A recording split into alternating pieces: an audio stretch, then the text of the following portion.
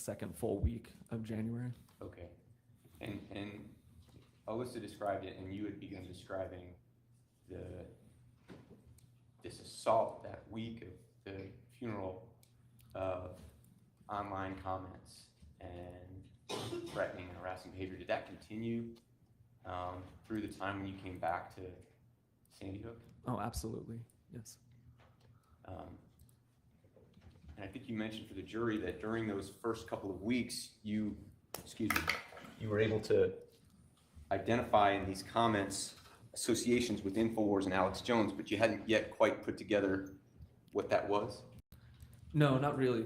These were just flashes of information, and I hadn't been able to start to put anything together yet. I was, especially in that first week, I really just wanted to focus on the funeral and focus on my girls and focus on Alyssa, and so that's where my focus was. And in January, did you start to get a better idea of who this Alex Jones was? Yeah, some of those dots started to be connected. I remember, I believe it was on our flight back from Utah, heading back here. I was on the plane, and they had these televisions on the plane now, and my television screen wouldn't let me change the channel or anything. And it was on CNN, and I saw Alex Jones appear on Piers Morgan. Piers Morgan was at that time a evening host on one of CNN's programs. Yeah, I wasn't very familiar with it, but yes. And was it then that you realized that the Alex Jones that you were seeing on TV was the same Alex Jones and Infowars that was popping up in your online? Yeah, that was the first time.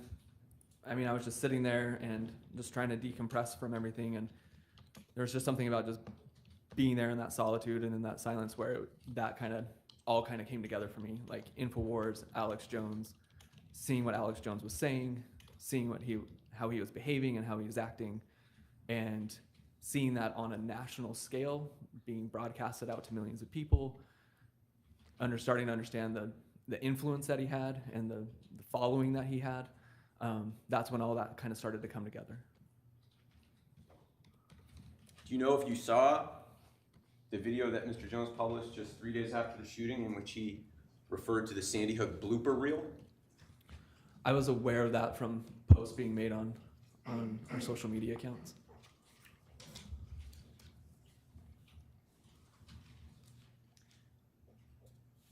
The jury has been presented with one of Mr. Jones's broadcasts at the end of January called "Why People Think Sandy Hook is a Hoax." And what I'd like to do, Mr. Parker, is play clip 6D. Your Honor, this is in evidence as an Infowars broadcast on January 27, 2013. Actually, I'm sorry. That one is one of the new ones that I don't know if it's actually been. That was not from the original. It is agreed to. I thought we offered it. This one, 6D, my understanding, has been added. I don't know if it was part of the original. Originally, there was Oh, no, I understand what you're saying. 60 is a clip of the 6. May I speak to Attorney Manny for one moment? No objection, Judge. Very well. Thank you.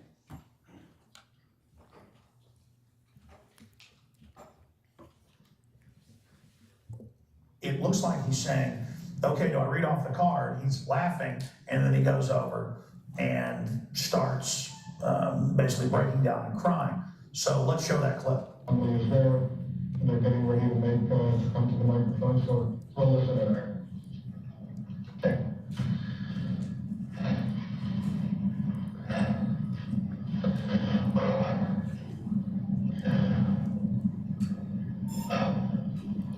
My name's Robbie Parker. My family is one of the families that lost a child yesterday in the Sandy Hook Elementary School shooting here in Connecticut. I haven't touched this, okay? All I know is they're seizing on it.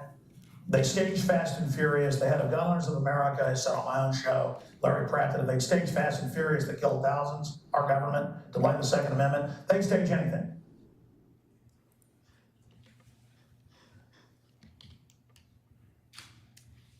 Parker, what I'd now like to do is play a portion from Alex Jones's deposition given earlier this year concerning the same video. Objection, relevance to this witness, Judge?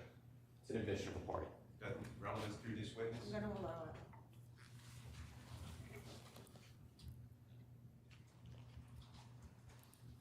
Let's go to 47B.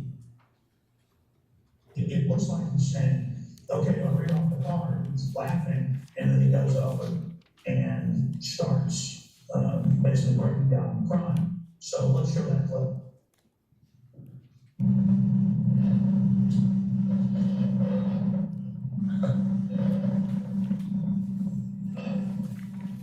James Rocky Parker. My friend is one of the things that lots of times yesterday in the city, we know that it's supposed to be a great benefit. I haven't touched this, okay? All I know is they're seizing on it.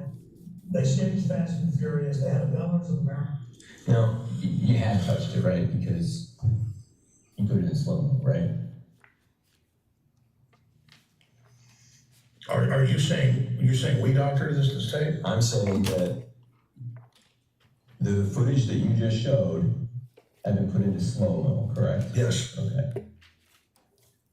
Mr. Parker, did you see Mr. Jones smirk when he was watching you come up to give your statement? Yeah, I noticed that.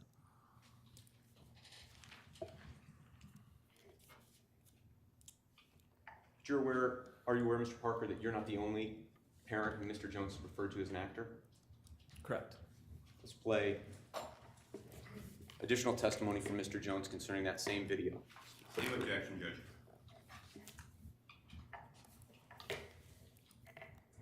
All right, Mr. Jones, I want to bring up exhibit number 47. Do you recall publishing a video in January of 2013 in which you reported to your audience on the Sandy Hook shooting? No, I don't recall. Okay, so for the record, we're going to be playing 47A. People who've been coached, people who've been given cue cards, people who are behaving like actors. You refer to people who have been coached, right? Yes, Who are you referring to? people like Parker and others. You know you were talking about Mr. Parker as being one of the people who was coached, right? Yes, I think that's who we're alluding to. And you're referring to people who have been given cue cards, right? And are you referring to Mr. Parker there? Yes, And and others. people who are behaving like actors, right? And there you're talking about Mr. Parker, correct? Yes. And do you recall who else you believed was behaving like an actor? I mean, there are a lot of people. In terms of individuals, okay? You said people who are behaving like actors. You're referring to Robbie Parker, number one, right? Yes, Okay. And you're referring to other people as well, correct? yes.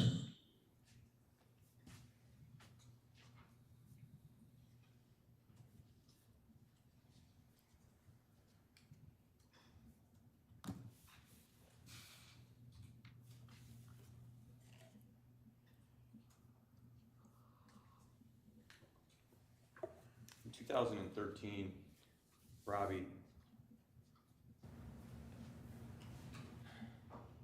can you describe for the jury what your mindset was and how to deal with all of the threats and harassment that were being directed towards you and your family?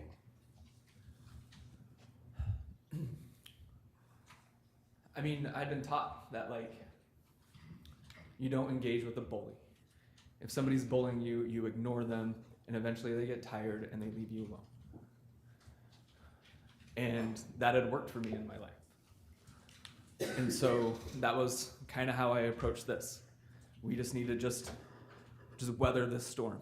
And they're mad and they're upset and all this is going on. This is a big news story right now, but it's gonna die down and it's gonna go away. I remember a conversation that I had with my friend Brad, who had been managing the Facebook page. And he was begging me to, like, we need to do something, we need to say something, we need to post something, or we need to combat what they're saying.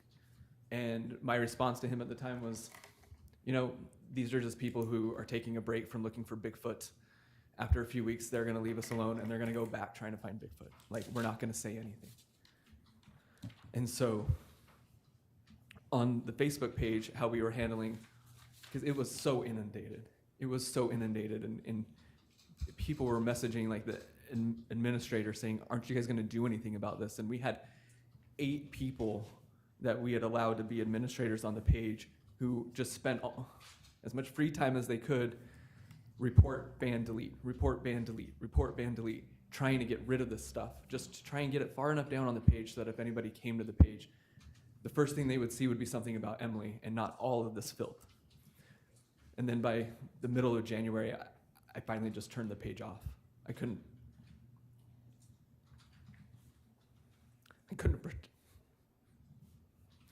I felt like I couldn't protect Emily's name or her memory anymore. So I had to get rid of it.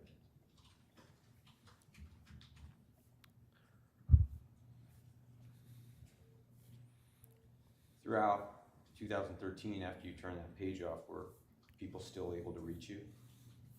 They were able to, yeah, in a number of ways, whether it be by phone or by email or by letters to my house or through my own personal Facebook account.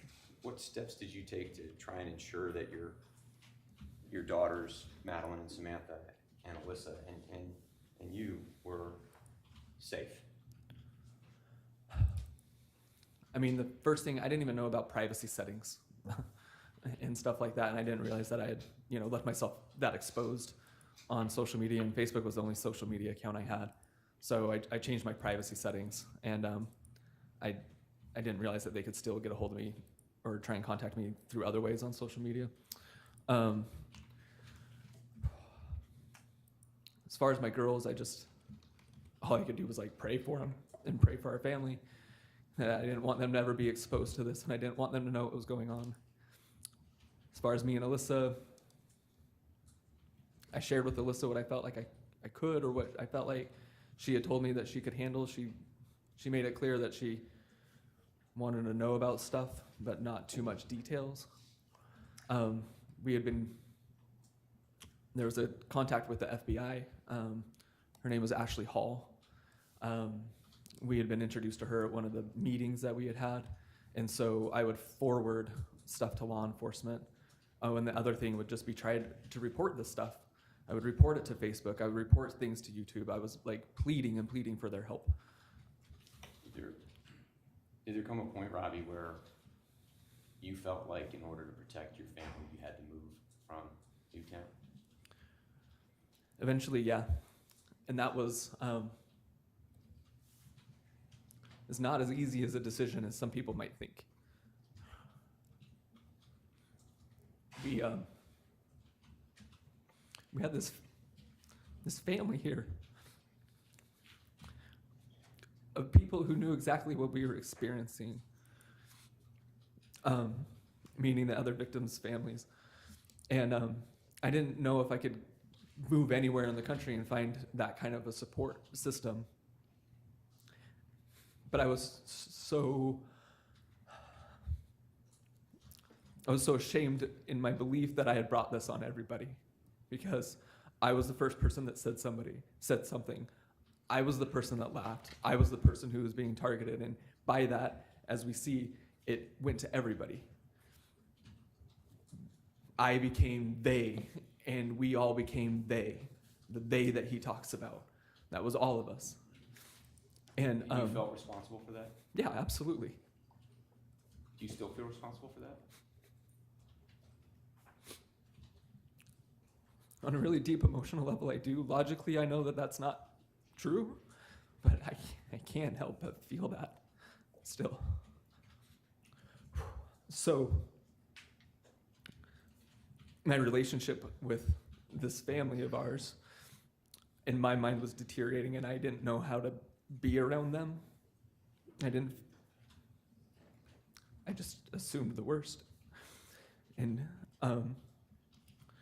And eventually we started looking at places to move because I just wanted to get some anonymity. My girls were young enough at the time that I felt like we could move and we can find a place where this doesn't happen to us anymore.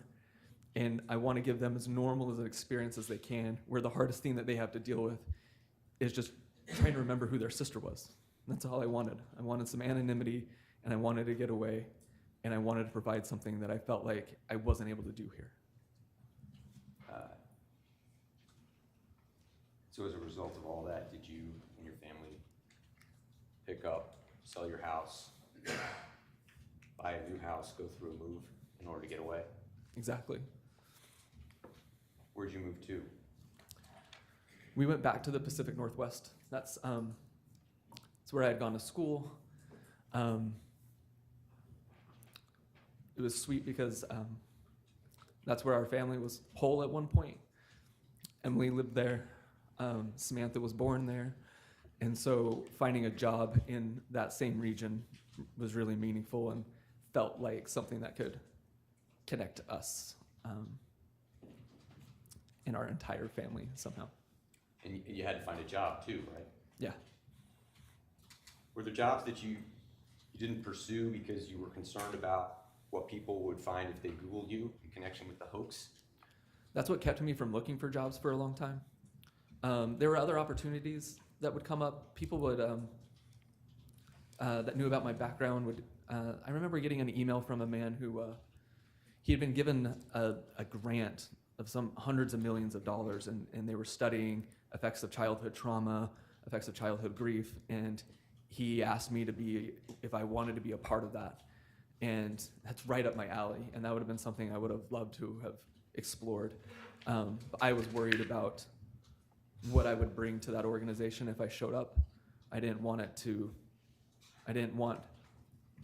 my association to taint something that I thought was really special.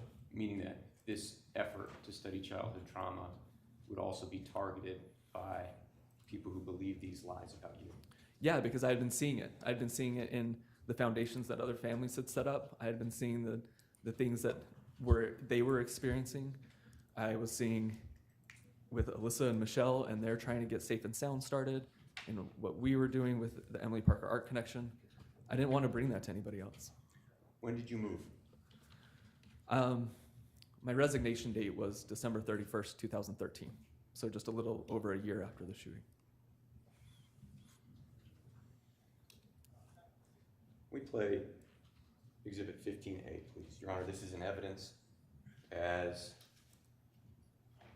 broadcast the Alex Jones show called Sandy Hook, False Narratives versus Reality, published March 14th, 2014.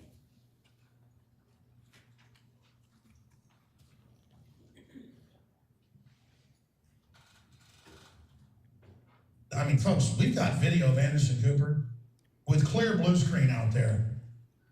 He's not there in the town square. We've got people clearly coming up and laughing and then doing the fake crying. We've clearly got people where it's actors playing different parts of different people.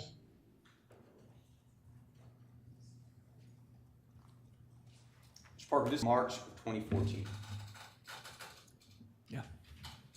After you moved in early 2014, were you able to find the anonymity for your family that you wanted?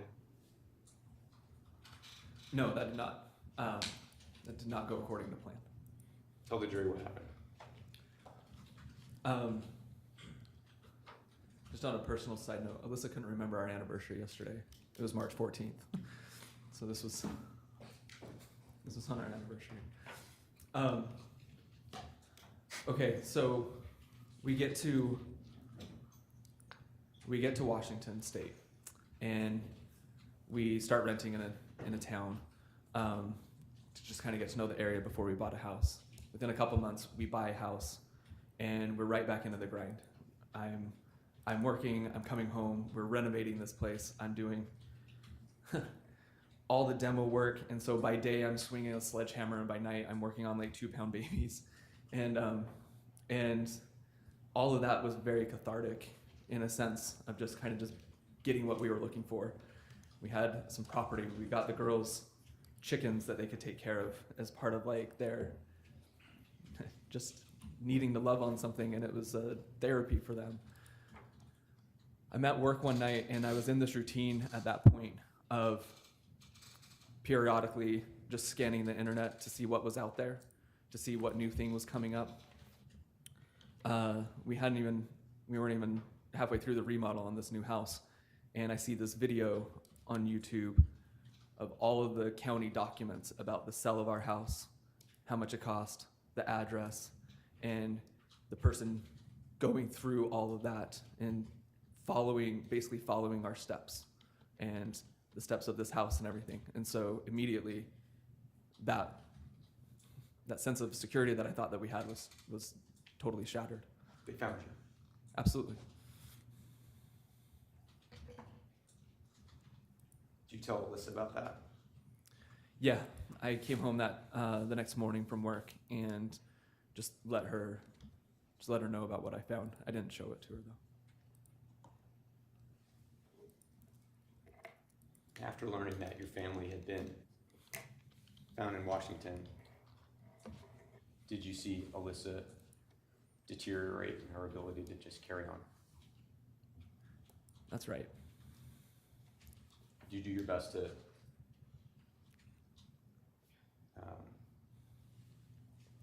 take care of her and the family even as that was happening? Of course I did. Just our approach, it was like anything, no matter what we did, if we try to do something good in the world and we wanted to try and like let the world know like, hey, we have this thing that we want to promote about school safety. We have this thing that we want to promote about Emily's love of art and how we can bring hope and healing to some other kids. Anytime that we did anything, it, just like that video of me smiling, was just totally defiled as soon as we did it. I'm going to use it at 17. Your Honor, this is in evidence as a broadcast of the Alex Jones show titled Bombshell. Sandy Hook Massacre was a DHS illusion, published May 13th, 2014. Same objection, Judge. People can see your 16 questions at sandyhookjustice.com, and we just salute your will to go up there and have 8 police cars block you the United Way and have them shut you down at the school board, at the commission. But bottom line, what do you as a almost 40-year investigator, police officer, you name it, what do you think's happening here? Well, until they answer those questions, I can tell you children did not die. Teachers did not die on December 14th, 2012. It just could not have happened. And it's in their words. It's not what Wolfgang thinks or it's just my opinion. It's what they say. I mean, their own words actually show that it could not have happened. Mr. Parker, after Wolfgang Halbig said children did not die, teachers did not die, what video did Mr. Jones pull up for the world to see? Me smiling again. This gentleman, Wolfgang Halbig, you're familiar with him, yes? Very familiar with Wolfgang, yeah. Has he contacted you and Alyssa throughout the years? Numerous times.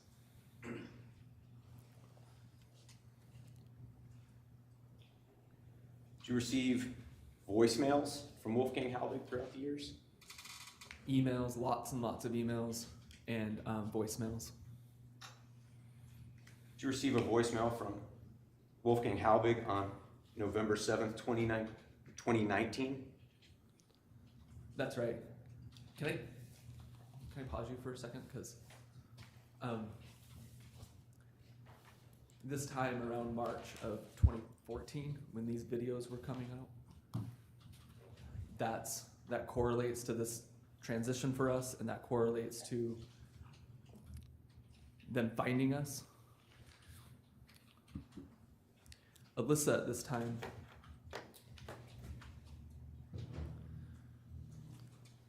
when that sense of security got shattered and all this work and effort that we put into again, she was fantastic, and we were moving, and she was doing everything she could to set things up for our girls, and we scoured what school we wanted to go to, and Alyssa went and met with school administrators, and she was doing everything she could to provide that sense of security for our family, and I was doing everything I felt like I could.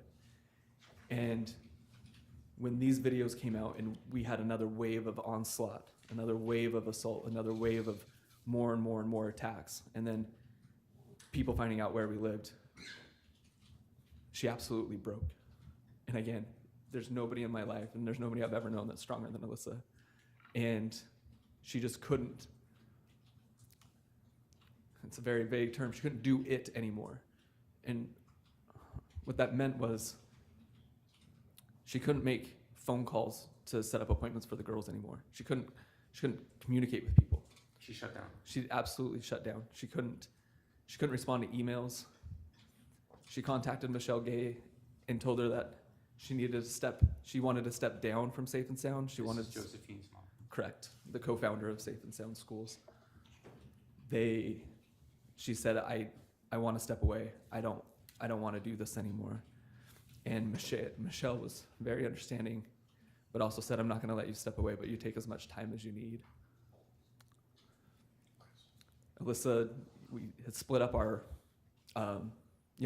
responsibilities in the house. I do this, she does that. She asked me to take over all those things.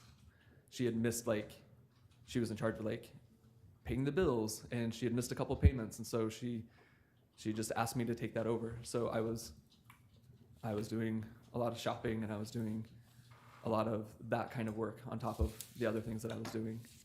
Just the way your house I'm ran, sorry? just the way your house Yeah. ran had to change. Exactly. Okay, I have 1 second, Mr. Parker.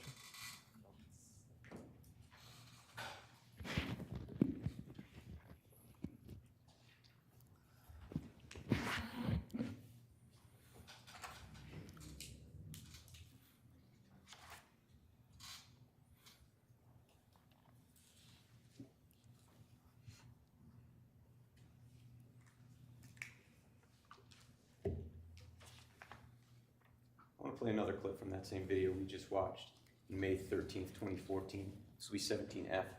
Have it?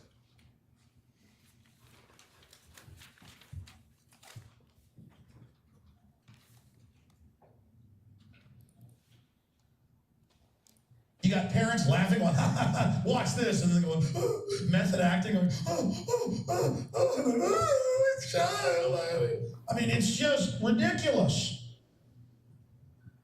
You got coroners that start laughing, and I don't mean uncomfortably. I mean laughing with the state police when they're giving press conferences. I mean, it just is the fakest thing since the $3 bill. And you better get ready for more of it, folks. Now let's go to his 3 minutes to the school board there in Connecticut. My name is Wolfgang Howard.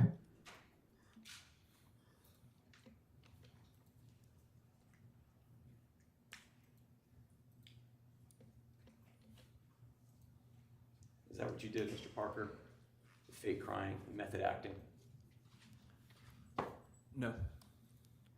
I want to go to 19I. This is a few months later. Your Honor, this is in evidence. As a broadcast of the Alex Jones Show, titled FBI Says Nobody Killed at Sandy Hook. September 25th, 2014.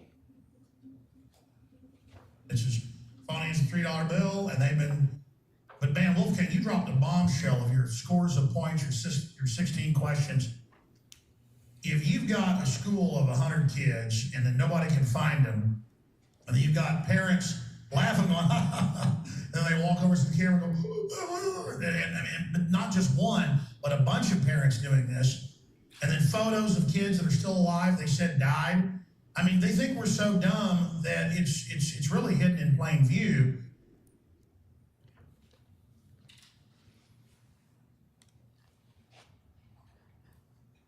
That was September 2014. Mr. Parker, your family still deluged with the threats and harassment as these broadcasts are being played? They would come in these waves, and it was almost like I knew when Alex Jones said something, because we would get a huge wave of stuff. And so that's when I knew something was up, and that's when I knew I needed to step up my game, so to speak, as far as being vigilant about what's going on, being vigilant about our surroundings, being vigilant about what's being said. So when you would feel these, kind of increases, what I hear you saying is that you then realize that you needed to try and stay on top of what was happening in order to protect your family? Correct. And you do that by searching online for what was being said? As much as I could tolerate, I really started to hate that video. That video, you mean the video of yourself? Even if I went onto YouTube to look up something funny that my girls wanted me to watch, on the suggestion side, there would always be all the Sandy Hook stuff because of things that I would search. And I would see my face on there with that screenshot of me smiling all the time. And I hated it, and I hated seeing myself. And so when I would go online and look and try and do this vigilance, I had to face that all the time. We show you Exhibit 20A. This is an evidence, Your Honor, as a broadcast of the Alex Jones Show on December 27th, 2014. When I just saw the heavy scripting, that was what was so clear. And then the parents laughing, and then 1 second later doing the actor breathing to cry. I mean, it's just over the top. Agreed. Yep. Over the top sick. And we know they've staged other stuff before. I want to take you to a broadcast of the Alex Jones Show on February 12th, 2015. 2015 now. This is in as Exhibit 24. We'll be playing 24F. It stinks to high heaven. You got the actor father who comes out, gets into character. I was a theater major. I worked with actors. I used to watch them get ready before they would go out and cry like that. I You have a degree in theater. I was in the play Our Town, and I'm sitting there watching these other people about to go out and do the funeral scene, and they're pumping themselves up, doing exactly what he did. First he's laughing and smiling, and then he walks out, and then he's totally sad, crying. He was cracking jokes right before. That's an actor. That's an actor.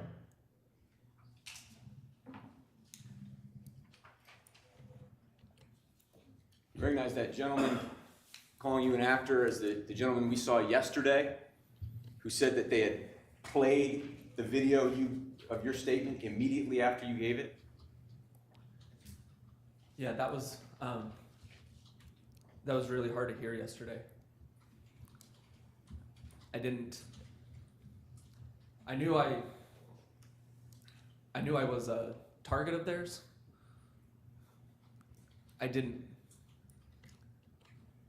Before he said that, I didn't understand how concise of a target and how deliberate they were about it. How immediately, in Rob Dew's words, they put it out. Exactly. Let's go to, now, Robbie, the harassment and the threats that your family have suffered through haven't just been online, have they? No. You've been confronted in public. Yes. Why don't you tell the jury about what happened in 2016?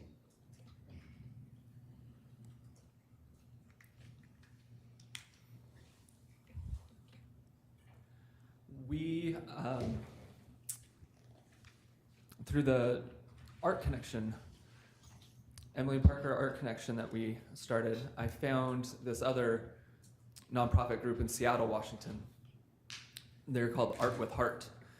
And it was an amazing organization that they had developed this curriculum of art therapy workbooks and stuff. And so I contacted them and let them know who we were and wanted to see if we could collaborate, and donated some money to their organization. They sent us some of their books, which we immediately gave to the girls And the girls just ate it up, and they loved it. And it was so fun to work through that stuff with the girls. And this was a great group. And so we contacted them in late 2015 and developed this relationship. And then in 2016, in the fall, they were having their fundraising, like luncheon or whatever it is that you do in the nonprofit world. This is the fall of 2016. Correct. So they invited us to come, and they wanted us to be a part of it, and they were like, it'll be fun. You guys can come to the hotel where we're doing this. The girls can swim in the swimming pool. They invited like Alyssa and I to just participate in some of the festivities and just kind of just let people in that area know how wonderful this organization was and how much we supported them. So we were really looking forward to this weekend, and we drive up to Seattle. I drop Alyssa and the girls off at the hotel. In Seattle being Seattle, I had to park my car like somewhere else. And so I went and found a parking garage a couple blocks away and started walking back to the hotel. We're like almost 4 years removed from Sandy Hook and 3,000 miles away from Sandy Hook. And I was really excited to do this. And I'm walking down this random street in Seattle, and this guy walking the other direction kind of gives me one of those looks like, you look familiar. And so this hasn't happened to me for a long time, as far as somebody recognizing me in person. So I pause and I look at him, and he asks me, he's like, didn't you have a daughter that was killed? And I said, yeah, my daughter Emily, she was a student at Sandy Hook Elementary School. And generally in these encounters, as awkward as they are, the person usually wants to give you a hug and express their condolences and all of that. And so I reached my hand out to shake his hand.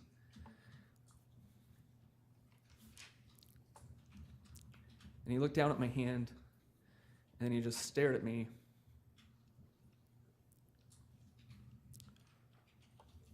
I'm sorry, Judge, for what I need to say here. Take your time, and it's fine. And he was looking at me and he said, how do you fucking sleep at night, you fucking piece of shit? And I just kind of was really taken back by that, and I stared at him. And he had so much venom and so much hatred for who he thought that I was. How much fucking money did you get from the fucking government, you fucking asshole?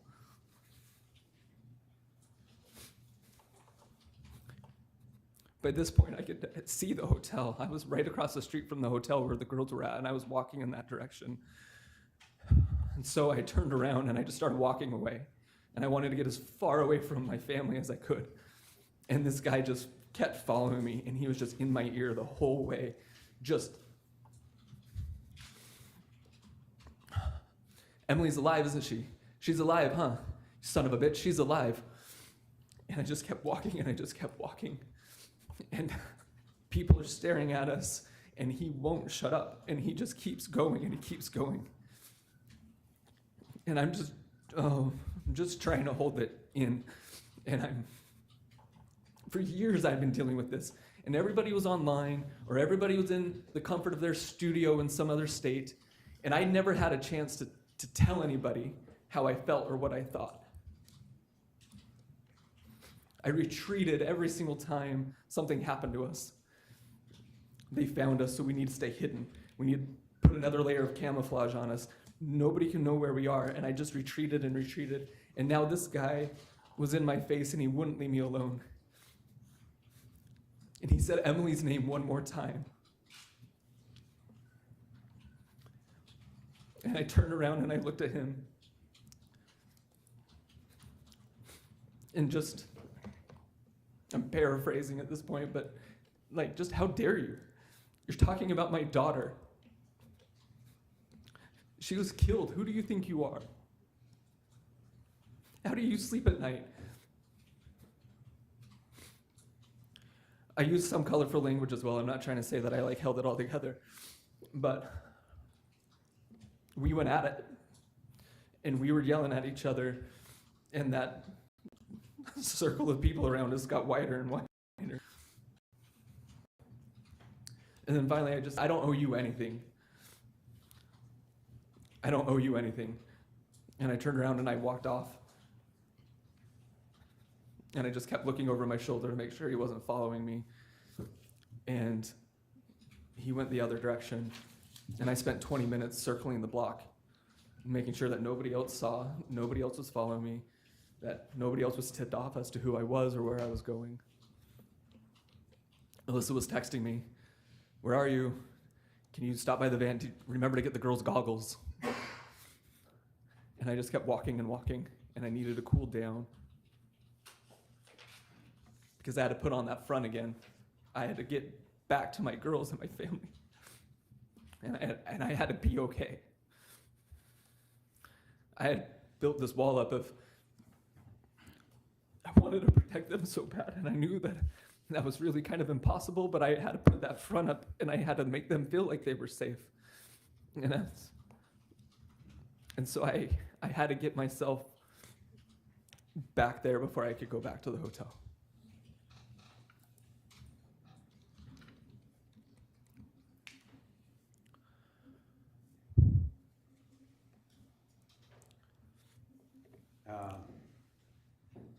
When you were able to settle yourself, you shared that story with Alyssa. I got to the hotel. She had texted me what room they were in. I went up, and so I had to knock on the door because I didn't have a key.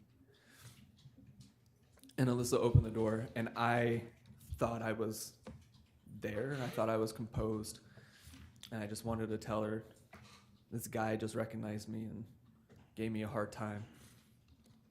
She opened the door, and she took one look at me, and her face went white. And she just said, "What happened? What happened to you?" And she could see it in me. And I just started bawling, and the girls were like on the bed watching a show, and I just darted into the bathroom.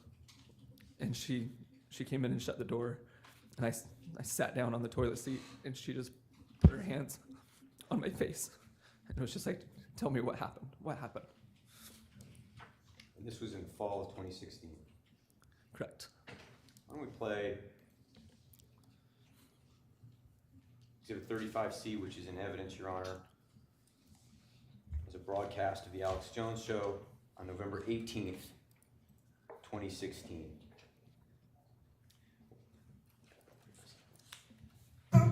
I mean, he's a worse actor than Glenn Beck with Glenn Beck's fake crime. Okay? I mean, this is disgusting. Okay.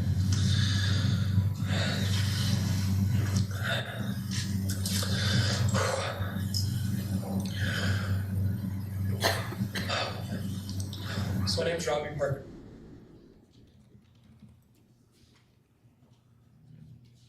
Did you hear Mr. Jones say this is disgusting?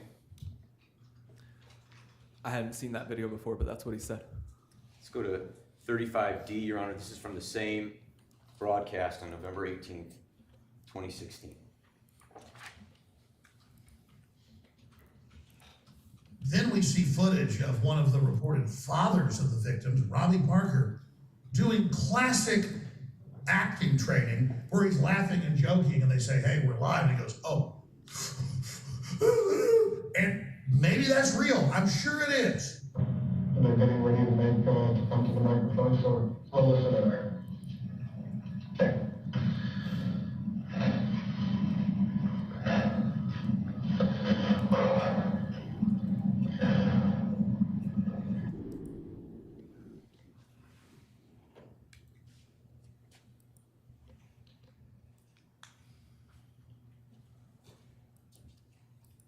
Did there come a point, Robbie, where you decided that the approach you had taken all these years of trying to ignore it, trying to keep your head down, trying to be anonymous wasn't working? Or I should say, did you decide to do something else? There were some steps that had to happen for me to get there, but yes. And when you did get there, what was it that prompted you to decide that you needed to do something else? The first thing was that we've been going on 6 years now. And my thought of they'll go away eventually just wasn't coming to pass. Madeline and Samantha were getting older at this point. They were getting Chromebooks at their school. They knew of these things peripherally, but I felt like I'd focused on trying to protect Emily, and they knew that. And if they were to come across this stuff, I don't know if they would have known that I was doing anything to protect them. I already felt like I failed Emily as a dad when she was alive. Because we sent her to school. And I was especially starting to feel like I was failing her in her death because of what people were saying about her and what they were saying about me trying to remember her.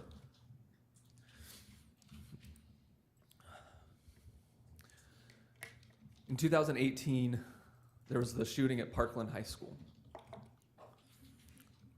Shortly after that, we were contacted by somebody that shares our same faith, that Alyssa and I knew. He had lived in Washington. He had since moved to Florida. And he knew the family of one of the victims in Parkland. And he asked if we would be willing to talk with them. So it was open-ended invitation at any time they wanted to talk to us, whenever they felt comfortable. In a few months, the Parkland shooting was in February. This probably would have been early summer. I remember the girls were still in school, so I'm thinking it was like in June. We had a conversation with this family. They were expressing their grief and how hard it was for them, and they were expressing the trauma that they were feeling from what happened to their daughter. And I could see ourselves in them. They were just reiterating so many of the same things, and it helped me remember what it was like to be in their shoes, what it was like 6 years earlier to feel what they were feeling. And I just remember how empty that is, and how you have no energy, and you don't want to make any decision. You just want time to grieve. It's really, really sacred. Grief should be sacred. Grief should be something that transforms you as a person and ultimately make you better. You see the world completely differently. And I saw them there. And as they were describing that, I was so happy for them because that's what they were getting to experience. And then the father started talking about stuff that was being said online about them. And the mother said, "This is really horrible." He had given an interview to somebody on the news, and the next day people were posting stuff about him. And they were calling this a fake event, a false flag event. And they kept showing videos of my husband, and she goes, "I don't think you guys had to deal with that, but this is really hard for us." And it was almost like one of those like dark humor laughs where it's like I chuckle like, "No, I know exactly what you're talking about." Let me stop you right there, Robbie. Do you know what Alex Jones said about the Parkland shooting? From things that I saw, it was a lot of the same playbook. Well, why don't we pull up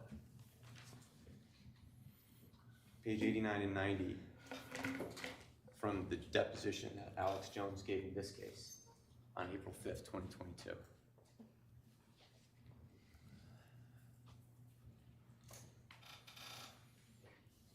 Question, you did say it with respect to the Florida shooting, that at least some of the high school students were crisis actors. You did say that, right? Answer, no. What I said was that they were in the acting club.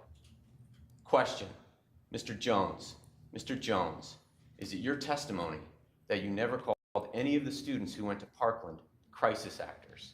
Answer, I believe that is the term I used. He called you an actor too, didn't he? Yes, this is the same. I say it's the same playbook. He's doing it. He's doing it again. And so after you had that conversation with those parents who lost a child at Parkland,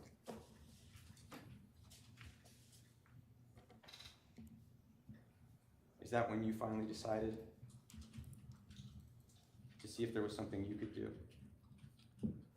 That conversation was a big catalyst for me in the sense that, like I said, I was seeing so many things about my own life through them. And when we got to this point of them starting to talk about the harassment that they were receiving and how much it bothered them, it broke open this gate that I had kept everything behind. And like all of my emotions of all the stuff that I had been protecting my family from, I finally let myself feel it fully. And because of them sharing what they felt, I finally tasted really just how atrocious it was and just how bitter it is to have to deal with this when all you want to do is grieve. And I saw them and I'm like, they don't have the energy to deal with this, and nor should they have to deal with this. I'm 6 years down the road. I know more about this than they do. I have more perspective than they do. There's something I can do for them. I can fight this. I can stand up. And I don't need to be quiet anymore. And I can say something and I can fight this. Robbie, is that why you've been looking forward to being here in this courtroom? Exactly. You recall Ian Hockley's testimony? How somebody had left just when he was out shopping, had left a card on his windshield. I was here for that, yeah. Had you ever heard that before? No, he had never shared that with me. Let's pull up Exhibit 473, which is in evidence.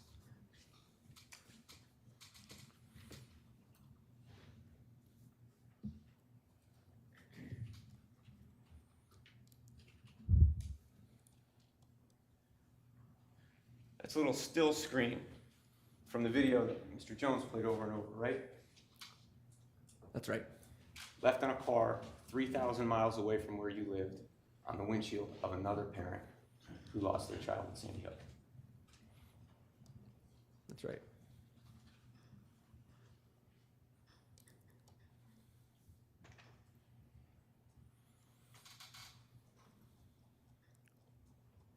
And even as this trial has been happening,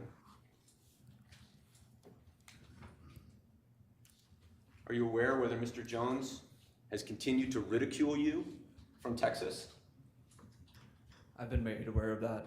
There's been people telling me about that. You were aware of a video that he published just earlier this week entitled "Abomination of Justice," referring to what's happening in this courtroom? Yeah, I saw that video. Which Mr. Jones published to his audience that... Objection, leading judge. Sustained. Did Mr. Jones publish to his audience a video in which he showed you sitting here in the courtroom and described you as shaking with fear in the presence of Alex Jones? Yes, that's what I saw.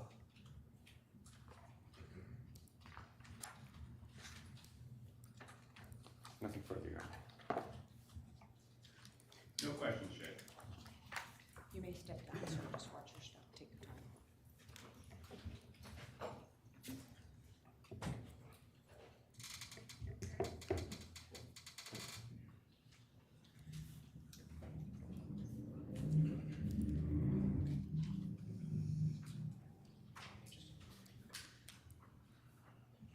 Your Honor, what we'd like to do now is play the video deposition testimony of Rob Dew.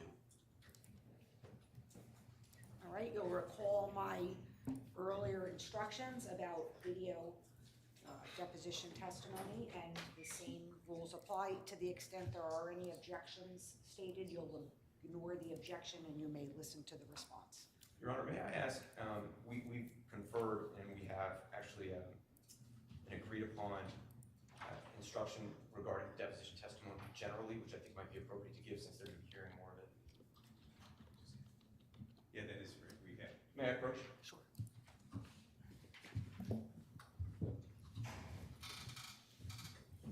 Thank you. All right, so you may have noticed that some of the videotaped depositions have been cut down from their full length, and you may wonder why that is. Depositions are often many hours long. In addition, what is covered in a deposition may duplicate evidence that you've already heard through live witnesses or through another deposition. Therefore, the parties may edit the video playback of a deposition to shorten it. You should draw no inferences for or against either party based on the fact that short segments of a deposition are played rather than the whole deposition. Ron, give that back to Attorney Maddie.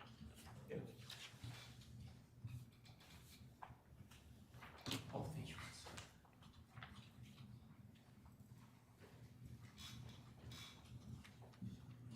Mr. Adu, will you please raise your right hand? Do you swear the testimony you're about to give will be the truth, the whole truth, and nothing but the truth, so help you God? Yes. Mr. Dew, my name is Chris Maddie, and I represent the plaintiffs in a lawsuit brought against Free Speech Systems, Alex Jones, and others here in Connecticut on behalf of families who lost loved ones at Sandy Hook and one first responder to Sandy Hook Elementary School on the day of the shooting. You understand that? I understand that. You have been with Alex Jones since 2009, and a large part of your job involved covering the news of the day, correct? Correct. Fair to say you were among the most senior employees at Free Speech Systems? Yes. Okay. You reported directly to Alex Jones, correct? Mm-hmm. You were one of the employees with the most authority within Free Speech Systems other than Alex Jones. Would you say that's fair?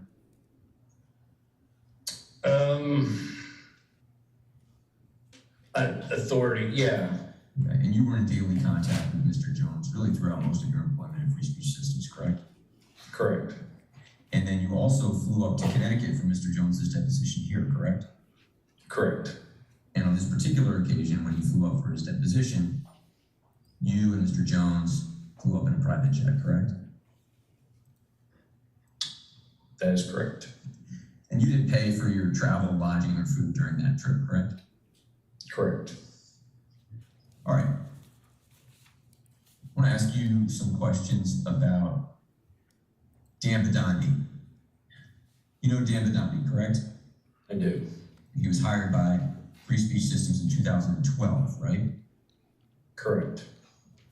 And after reviewing this footage and seeing Mr. Bedandi's conduct and the conduct of the individuals with him, you brought him on for an interview, correct?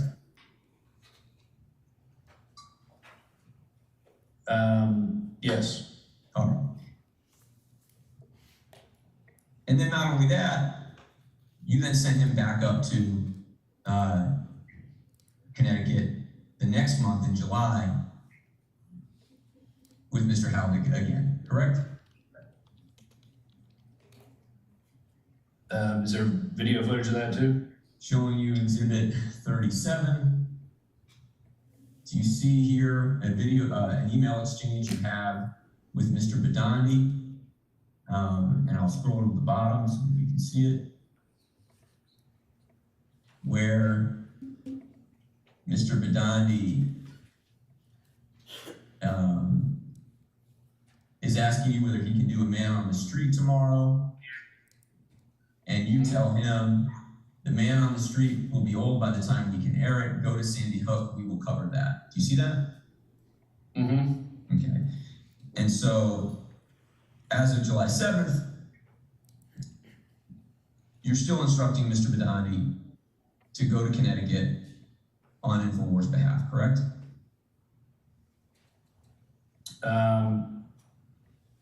Yes. Showing you exhibit 39. Here, the next day, you see you're sending another email to Mr. Badani. This is July 8th, 2015, correct? Mm-hmm. And you are giving him direct access to the Alex Jones live channel to live stream his footage from the Freedom of Information Commission hearing, correct? Yes. You were giving Mr. Badani access to Infowars' largest Ustream channel, correct? Correct.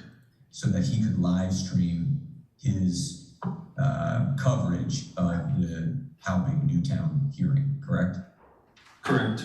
Mr. Chu, do you recall that toward the end of 2013,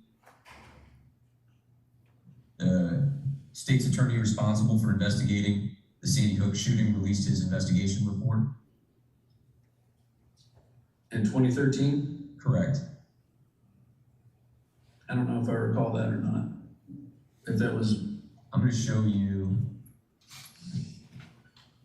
an email that I will mark as Exhibit 61.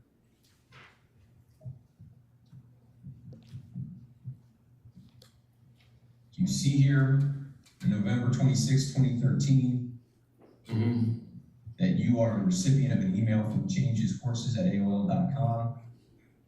Subject is check out Sandy Hook final report. And there appears to be a link to the final report in the email. I see that. Okay. Did you read that report when it came out? I don't remember reading that report when it came out. I mean, I get a lot of emails. And in November of 2013, the state's attorney responsible for investigating the circumstances of that shooting released his report. And we just saw an email in which you were sent a copy, correct? Okay, yeah. And your testimony is that you didn't read it? I don't know if I read it when that guy sent it to me. I might have read it later. I don't know. Did you read it at all? Years ago. As you sit here today, you have no recollection of having read the state's attorney's report of his investigation on the circumstances surrounding the Sandy Hook shooting, correct? Correct. Don't you think that that would have been a source of information that you would have wanted to consult if you were interested in the facts and circumstances surrounding the shooting? Objection.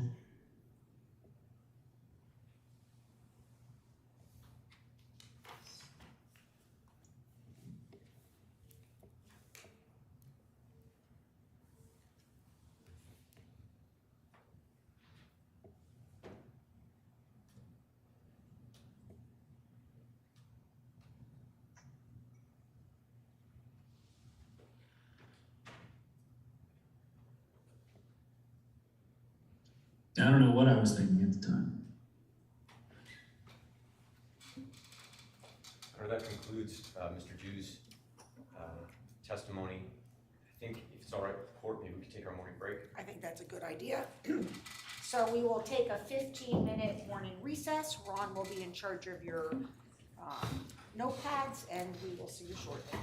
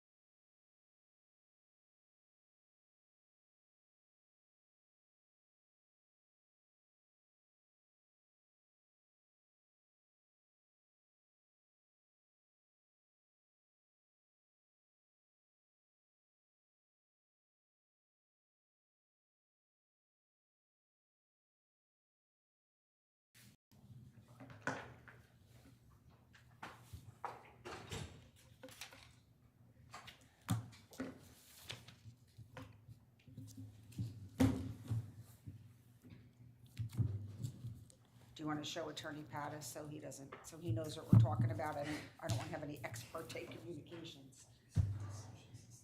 That's all. So after yesterday, when I was taking the afternoon recess in the morning, I did a double take to make sure it wasn't me. Well, I guess we all read it and saw what we wanted to see. Exactly.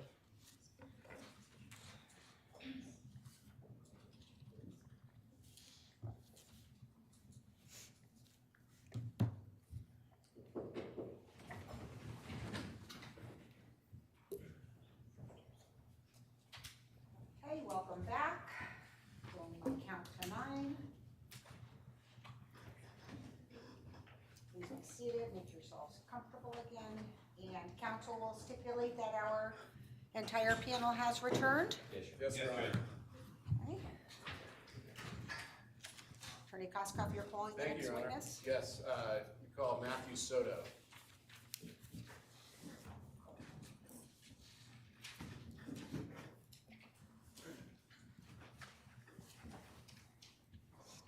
Good morning, watch your step there.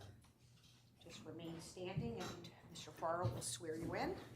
Please raise your right hand. You solemnly swear or sincerely affirm that the evidence you shall give concerning this case shall be the truth, the whole truth, and nothing but the truth. So help you God, or upon penalty of perjury. Yes. Thank you. You may be seated. Just need you to state your name, slowly spelling your last name for the record, and the state and county in which you live. So Matthew Soto, last name Soto. I live at 158 Knowlton Street, Stratford, Connecticut. And there's water there if you'd like any water, you help yourself. And just try to keep your voice up if you don't mind, best you can, okay? Whenever you're ready, Attorney Koskoff. Matthew, thank you for being here. I understand we've taken you from the classroom, is that right? Yes. Can you tell the jury what you do? I'm a high school English teacher in Stratford. Okay. And you've been in class, you've been teaching class all week? Yes. Okay. And you put in for a day off here? Mm-hmm. Is that right? Yes, I did. Okay.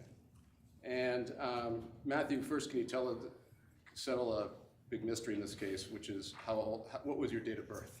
July 26th, 1997. Okay. And so as of December of 2012, that would have made you 15? Yes. And can you tell the jury where you fit in the whole Soto clan? I am the baby. I'm the last of 4, and I'm the only boy. All right, you seem to enjoy that, from what I can tell. Mm-hmm. And can you just tell us a little bit about your older sister was Vicky, is that right? Mm-hmm. And Carly and Jillian? Yes. Okay. Vicky was my older sister. She was the oldest. She was 12 years older than me when I was born. So there was a significant age difference, but that never got in the way. She was more of like my second mother. All right. And can you just explain to the jury a little bit more about what you mean by that? Vicky always knew she wanted to be a teacher, so if I ever needed help with assignments growing up, she would always help me with those. If I ever wanted someone just to watch a movie with, we would sit and binge the Harry Potter movies over and over and over, and then she finally introduced me to the books, which I fell in love with as well. What type of, did you tell the jury what type of teacher you are? Did you say? Yeah, I'm a high school English teacher. Okay. I thought I heard you say that in the books. Was she instrumental? Was Vicky instrumental in your interest in becoming an English teacher? She definitely was. One of the first stories I ever remember was Harry Potter, and I always stuck with it, and that was because I grew up watching the movies with my sister. Before I could read the books, we were watching everything, so I already knew what was going on, so that hooked me to the stories, which is now partially why I'm an English teacher. What about Carly and Jillian? Were they also second mothers? I didn't notice you didn't call. They weren't necessarily second mothers. Carly was 5 years older than me, so we fought a lot growing up. We had the lovely sibling relationship where we kind of just bickered back and forth, and kind of the same thing with Jillian too. Okay.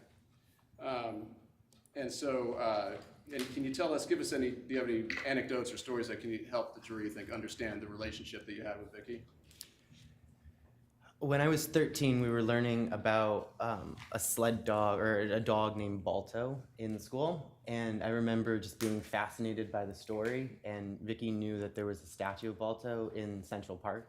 So for Christmas that year, she took me to Central Park. And in the probably 20 to 30 degrees, we walked all around Central Park trying to find the statue, not knowing how big the park actually was. So it took us a few hours, but she didn't stop until we found it because she knew it was a connection from school that she could also join in on. And she was always wanting to be an educator. So anything that she could take from my classroom experience to bring it to her and to bring it to something that we could do, she would try to do. And did she bring the whole family along for that? No, that was just a me and her day. A special day. It was a very special day. So what year would have that been? The jury's heard a lot, of course, about December of 2012. That was probably 2007, 2008. Okay. So you would have been, I'm now about 11? Mm-hmm. Is that right? Yes. And did she do those types of things often with you? Yes.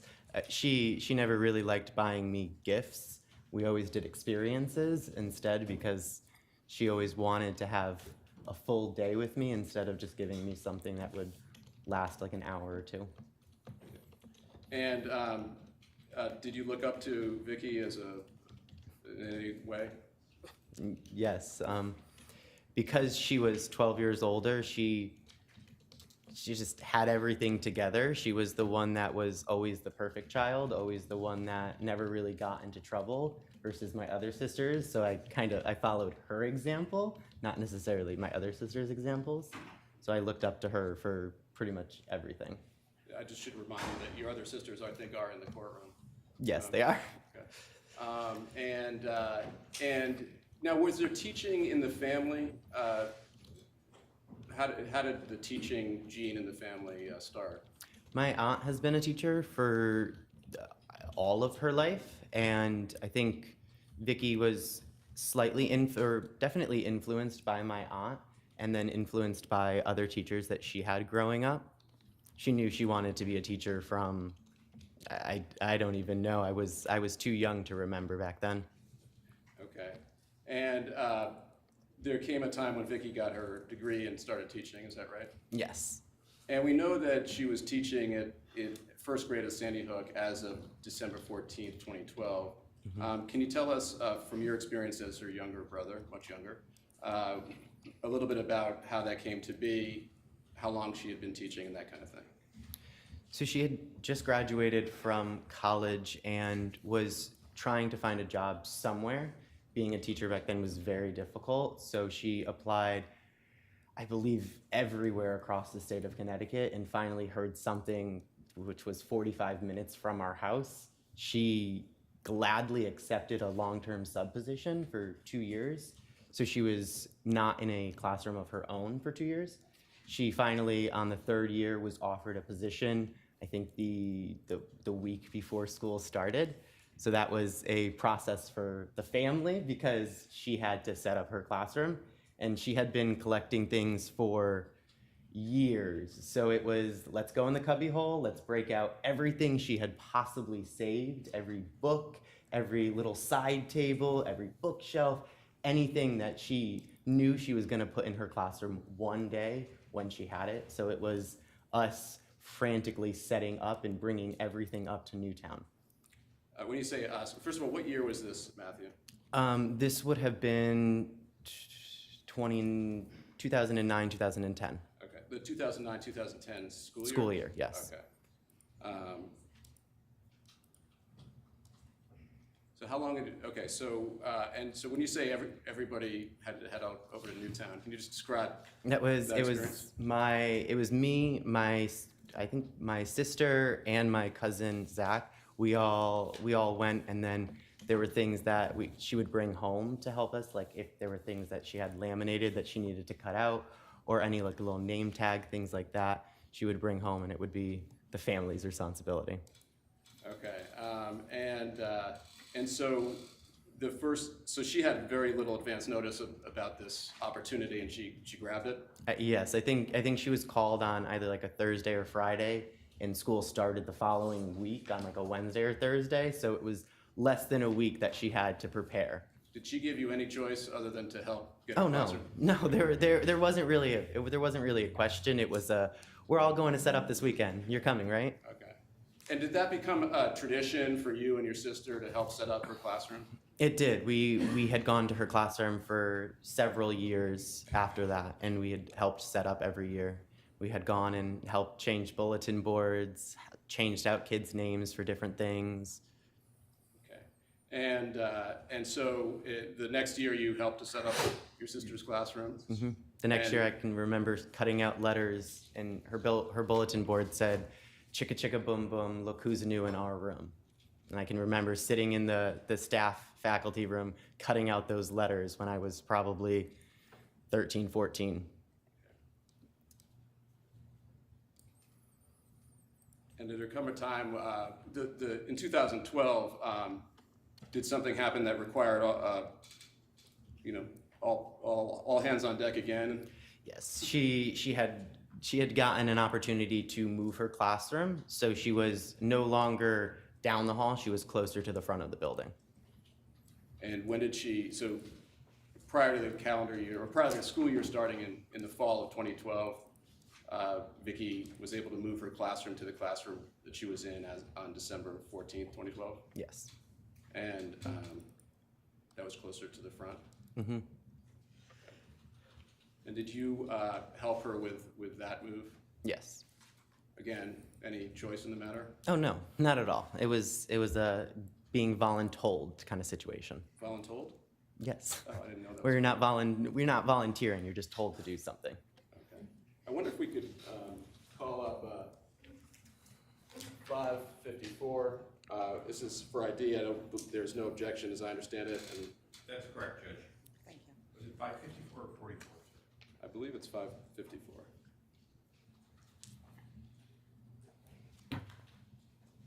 Oh, that's the wrong. Well, that's 553, but we'll show both these. This is Vicki. What is going on here? No objection to that one either, Judge. This was Crazy Hair Day. So she worked in elementary school that did Spirit Week quite often, and she was a teacher who went all out. So at 6 o'clock in the morning, she was in the bathroom with a soda bottle and a lot of gel, and she maneuvered her hair up to that and then drove the 45 minutes with her head halfway out the window.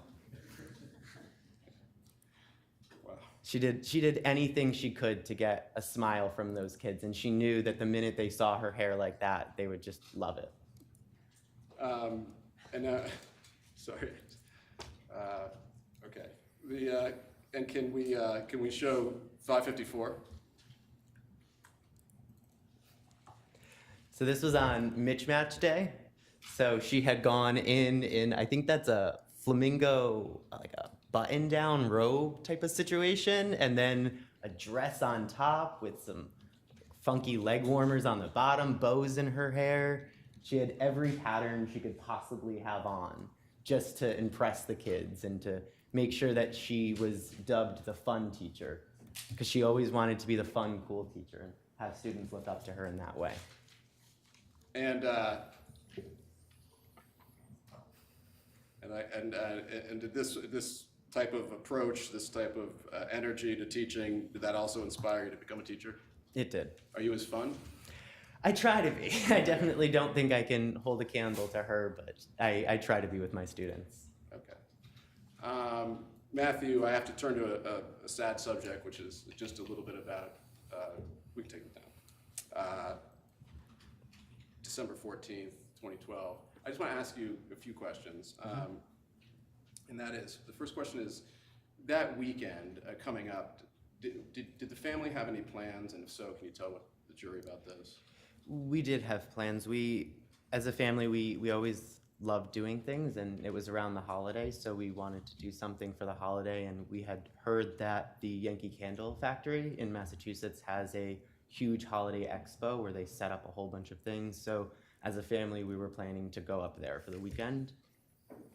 And was this an annual pilgrimage or just something new? Just a random family day. And can you tell us about the way that Vicky approached holidays? She went all out in terms of Christmas. It was probably not even November, and she had Michael Bublé blasting no matter what. It was always his Christmas album. She was the one that was the one that was in charge of picking out our Christmas tree. Me being the youngest, I always had my opinions, but I never got the tree because it was always her decision. She was always the first on the mountain looking for the tree, the first one to say, this is the one that we're going home with, someone else cut it down now. So holidays were always... She had people for that? Is that basically? Yeah, she had her family to cut it down. And then I remember it was October of 2011. We had just gotten a nor'easter, and she was going back to school on that Monday, but she had to get a pumpkin for her classroom because they were doing an activity, and she was panicked because there was like a foot of snow on the ground. We had just gotten a nor'easter, but she needed a pumpkin because she told her students that they were going to have one in class. And so we trekked out to Jones Pumpkin Patch, and in the snow, we had to pick pumpkins for her classroom. Okay, and so the plan had been on that weekend to go to the Yankee, what is it called, the Yankee Candle Factory. Okay, we know that those plans obviously changed. Your sisters have brought us through what was going on, and if it's okay with you, I'm not going to go into detail about that. Mm-hmm. But maybe you could just tell us, you talked about Michael Bublé and Mm-hmm. the spirit. Did there come a time when somebody picked up Vicky's car? Yes, my Uncle Jim was told that her car was still in the lot at Sandy Hook and that someone had to come pick it up, and so he volunteered for the task. And when he got in the car, he told us that Michael Bublé was blasting as loud as her radio would have it, and it was the CD that she had. That's the kind of thing when you leave your stereo car stereo on loud, you turn the car off, and then you turn it back on, It resumed right where it was playing.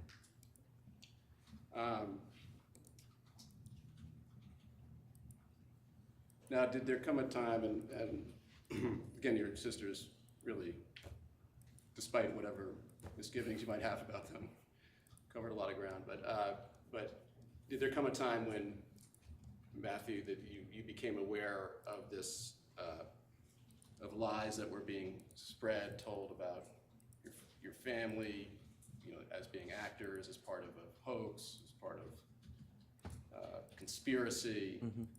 things like your sister never existed? So several days, I think it was the weekend after Sandy Hook, the president came to Newtown and met with all the families and then had a press conference where he said that my sister was a hero. And I remember posting on Facebook, being 15, thinking that I was only posting to my 30 friends that I had, but somehow the post was shared 900 times and it had 40,000 likes. And going through those comments, there was comments on that post saying that I wasn't real, saying that she wasn't real, and that my family wasn't real. And that was the weekend after, and as a 15-year-old, I had no idea how to process that or how to deal with that.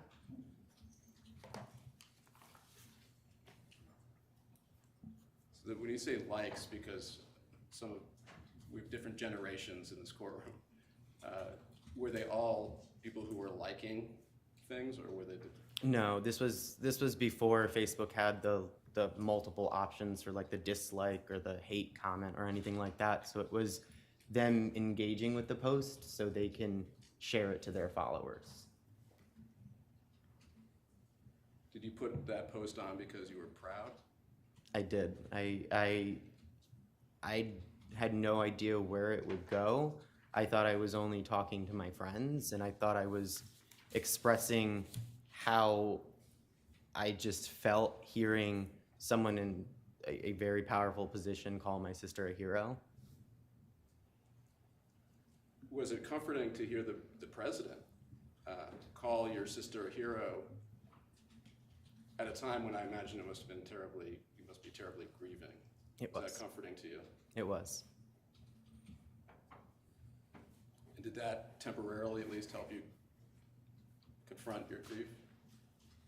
The president's comments? It did momentarily.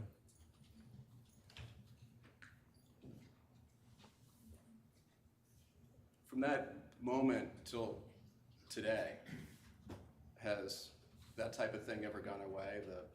The type of things that you were exposed to way back in the day or two after the shooting? Objection, vague. Sustained. Have you continued, Matthew, for the last nearly 10 years to receive harassment, be exposed to the infection of these lies told by Alex Jones? Yes. Com. Yes. Has it ever gone away? No. Anytime there's another shooting or anytime someone says something, our social medias are flooded with another batch of comments. And if that happens every time there's a shooting, that happens about every 6 months in America? A little bit more frequently than that. Now, can you tell the jury, you were following in your sister's footsteps and you pursued an education in education, is that right? Mm-hmm. Can you tell the jury about that?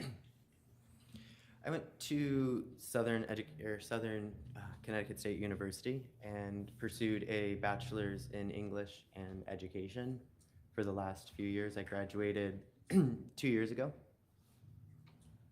Okay, and along the way in your education, sorry, how many years total do you have to put in to get that degree? 4 to 5.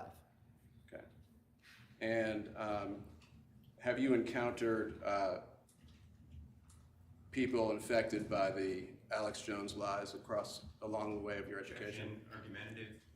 I don't think so, Judge. Overruled. Yes, and I would say it started before I even went to college. Can you tell the jury about that? When I was still in high school, I was 15 when it happened, so I was a sophomore. And I remember going back to school, I believe it was early January of 2013, and I was in the cafeteria, and someone came up to me and said, "Are you real? Is your family real? Did your sister really die?" And I can remember just staring at them and not knowing how to respond because I was at school. I wasn't supposed to be dealing with this here. I was supposed to be amongst friends, amongst peers, amongst people in Stratford that knew my sister, knew that she had walked the same halls that they're in, had known that she was real. But this was someone at my school asking something so personal that they shouldn't have been asking. I remember I went down, I don't even remember what I said to the person, but I went down to my guidance counselor's office and I sat in his office and I had a panic attack for hours. And I can just remember him telling me, just trying to distract me about anything and telling me a story about how a bear had gotten into his garbage the night before just to try to distract me from thinking about the fact that my peers are questioning whether or not my family is real, whether or not I'm real. And that stayed with me, and I had a very hard time continuing school. I had to spend most of sophomore year and junior year homeschooled because I was afraid that something like that would happen again. How long has your family been in the community of Stratford? All our lives. Does it date back to? It dates before Vicky. I think my mom and dad settled in Stratford probably almost 40 years ago. 40? Mm-hmm. And you consider Stratford home, your home? Yes. It's your community, isn't it? Yes. Yes, it is. And that was your school? Mm-hmm. Your high school, right? I probably should say yes or no. Yes, it was my high school. Had you ever And this was after Vicky died, obviously, right? Yes. And so you went back to school after Vicky died? Mm-hmm. Yes? Yes. And then this happened? Yes. Was this the same year of the shooting, or was it? Yes, it was. It was in January of 2013. Okay. Was it hard for you to go back to school after the shooting? Yes, it was. I've been diagnosed since with PTSD, and I was fearful of being in a classroom environment after everything had happened because I was just constantly waiting for it to happen there. And when you finally mustered up the courage to go back, did you feel comfortable enough to do that? No, I still wasn't comfortable to go back, but I knew I had to go back at some point. So you were vulnerable at that time? Objection, leading. Withdrawn. So that was high school, and at some point, did you manage to go back to school, high school, and finish high school? I did. I went back my senior year and was able to finish full time. Okay. And then you did there come any other instances in your education in which you were exposed or had to confront somebody infected with the Alex Jones lies? Yes. When I was at Southern, I was in a History 101 class, and the first day the professor was going over the syllabus, going over what we had been covering, and got to the topic of media and got to the topic of current events. And he asked the question, how many of you think Sandy Hook actually happened? And I was sitting in the room, and I had a panic attack immediately because I saw my classmates raise their hand and not everyone raised their hand. So I knew I was sitting in a room with people that thought that I wasn't real, that my sister wasn't real. And I got up and I left, and I dropped out of that class. And it was a very hard thing for me to go back to school even that week.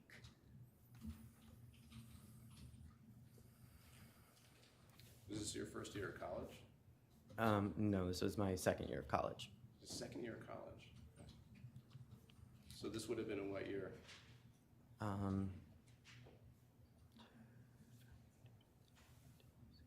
2017, 2018. And this may seem like a trivial question, in a lot of ways it is, but did you have to, you had paid for that?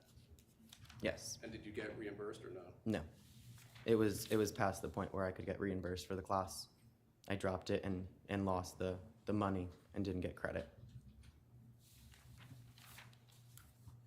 But you were able to go back to school and get your degree? I was. I was able to take that class over again with a different professor and passed it.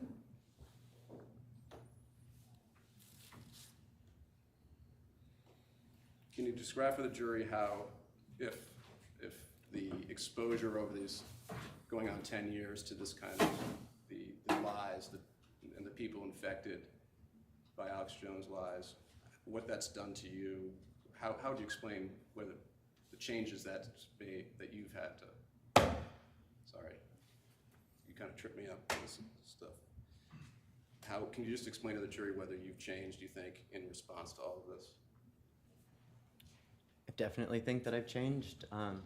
At the beginning, I didn't know that my words had power, and I saw that with my post that kind of got a lot of likes and got attention for somewhat the wrong reason. After I saw that, I immediately changed all privacy settings, immediately hunkered down on all social medias, and didn't let that part out into the world. There are still times where if people will ask me about Vicky, I'll deny that I'm her brother, or I just won't answer because I don't know who they are. There are times where, you know, we have a successful 5K that we've been going on for 10 years now, and we have a lot of shirts that we have, and they all say her name on it, and I don't like even wearing those shirts out in public anymore because I don't know who's gonna see it and who's gonna say something to me about it, and I don't know if they're gonna say something nice or if they're gonna be mean about it.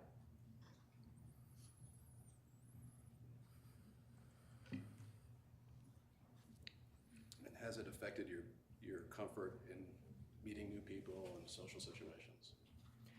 It has, and especially with me being a teacher, it's one of my biggest fears that my students will Google me and see things like this and bring those questions into the classroom. I think your students are lucky to have you. No further questions. Cross-examination, Attorney Gaddis. Thank you. Good afternoon, Mr. Soto. How are you? Good, how are you? We met, I think, a while ago. I had a chance to take your deposition. And I learned a little bit about the power of your words there, didn't I? Yes. You testified before Congress, I believe? No. In Washington, D.C. at a rally? Yes. Urging gun control? Gun violence prevention, yes. And with others who had been involved, been victimized by the shooting in Sandy Hook, correct? No, this was with Parkland students. Oh, I see. So the Parkland shooting came, and you traveled to Washington to show your support for them? Just 1 second. I didn't ask any of these questions. Talking about the I'm power of going this to word. allow it. The Parkland shooting occurred, correct? Yes. You traveled to Washington, correct? Yes. And when you were there, you met with Tommy Murray? Yes. And who's Tommy Murray? He is someone that grew up in Newtown? Did he lose a loved one at Sandy Hook? No. Who is Jackson Middleman? Someone else that grew up in Newtown? Did he lose anyone at Sandy Hook? No.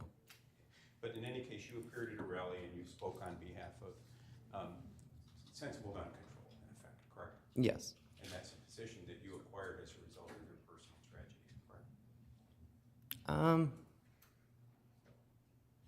I don't necessarily think it came from my personal tragedy. I just didn't necessarily express the views beforehand. As you sit here today, do you know whether Mr. Jones has a position on gun violence or gun regulation? I do not. Nothing further, Judge. Anything further? No, thank you, nothing. All right, you may step down, watch your step, take your time.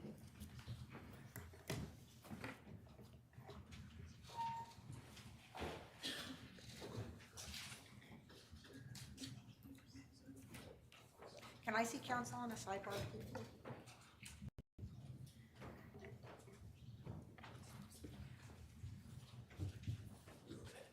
I was going to ask for a second as well. I was going to ask for a second as well. Okay, I didn't know what you wanted to do, because we have 40 minutes. I think that'll be enough. Is that enough time? Yeah. The reason I wanted to come to the sidebar is because I think, given the court's rulings, the sequence in which Attorney Pattis is asking these questions is reversed.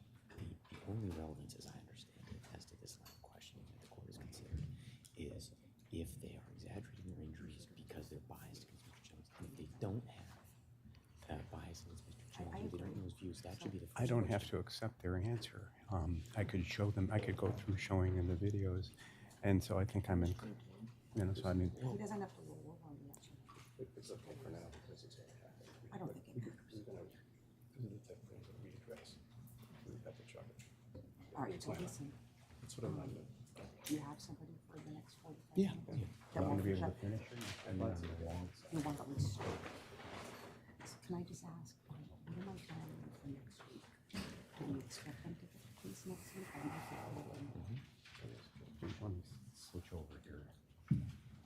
Oh, by the way, excuse me 1 second, Judge. Would you take the heat for us being not around tomorrow so the jury knows it's not like 20 weeks? Sure.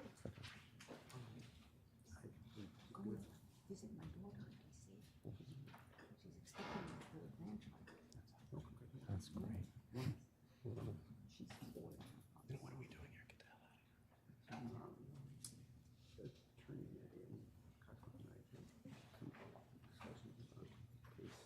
Get the hell out of here.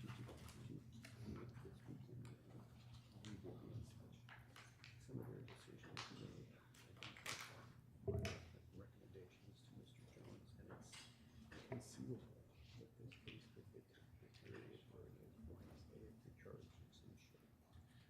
Unlikely to be the case, but I would imagine that unless something extraordinary occurs during Mr. Trump's testimony that requires a vote, my hunch is we'll get to the very first or the latest. I agree. For Oh, argument's so I can tell them that. We expect that. The evidence will be done next week. And we expect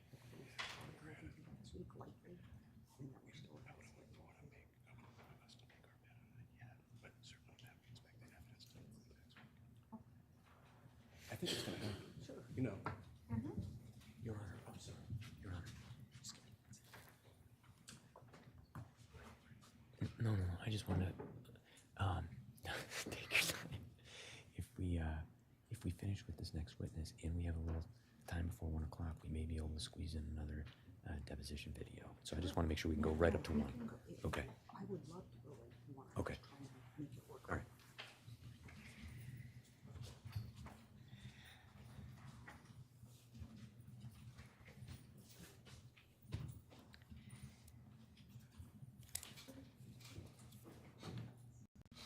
So we're just discussing, it looks like we'll be able to present evidence right up to the lunch hour, and then, as I said, you'll be excused until Tuesday.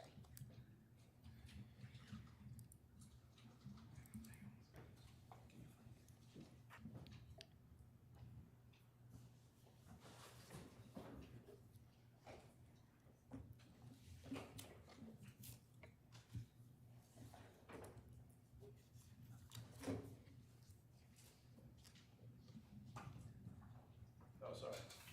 Forgot where. Donna, we call Donna Soto. Well,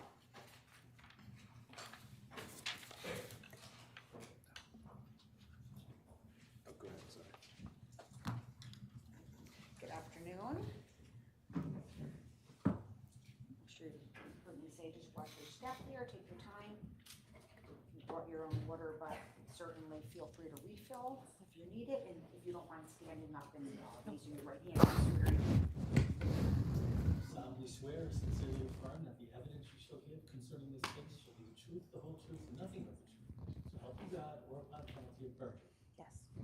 Be seated.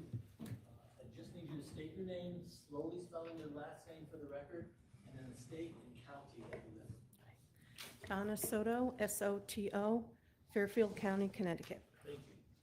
You may inquire. Hi, Donna. Hi, Josh. Can you tell the jury, did you say your date of birth? I did not. Do you not want to do that? It's okay. 6/23/59. Okay. And you are the mother of 4 children, as we understand it? 4 amazing children, yes. Okay. And you were here during all of their testimony? Yes. Okay. And did you take time off of your work to be here Yes, for their I did. testimony? Can you just tell the jury where you were born and raised? I was born and raised in Stratford, Connecticut.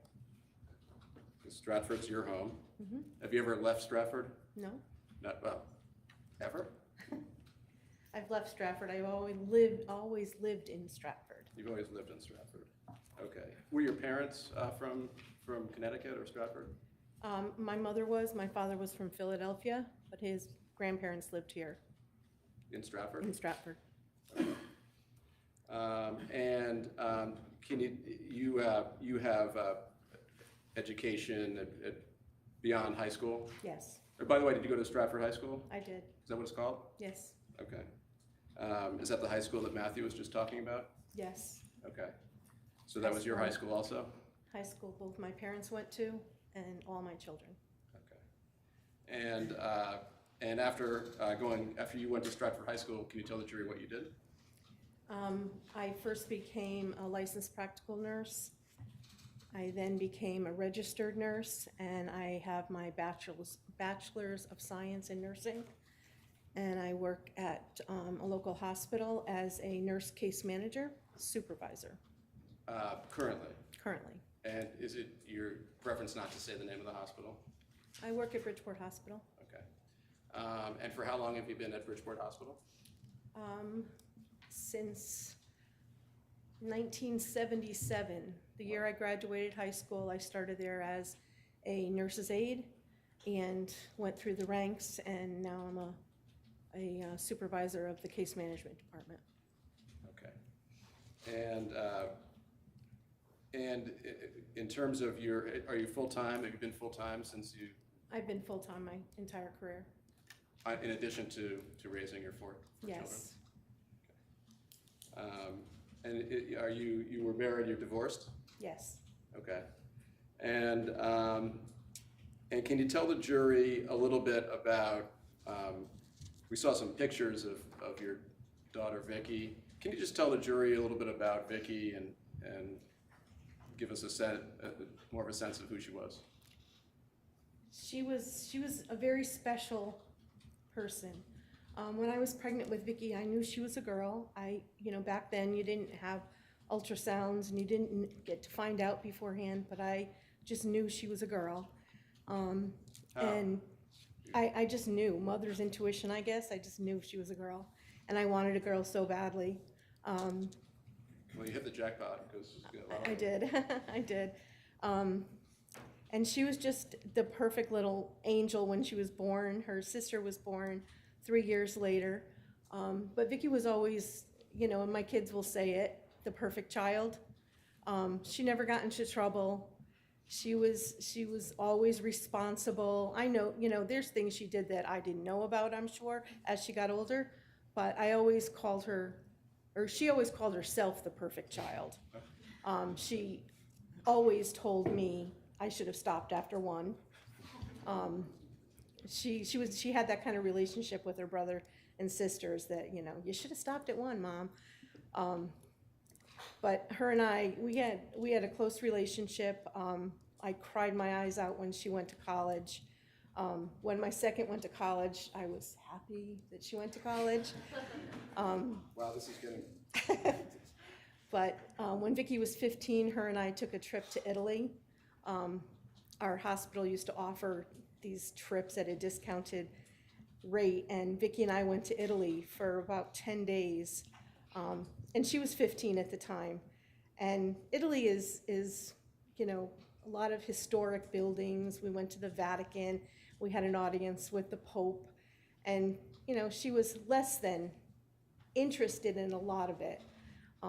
I don't know if I should say this, but I think she saw more naked men on that trip because of the statues in Italy. They're just all over the place. And, and she was only 15. But it was a lot of questions or a lot of answers. Yeah, she had a lot of questions.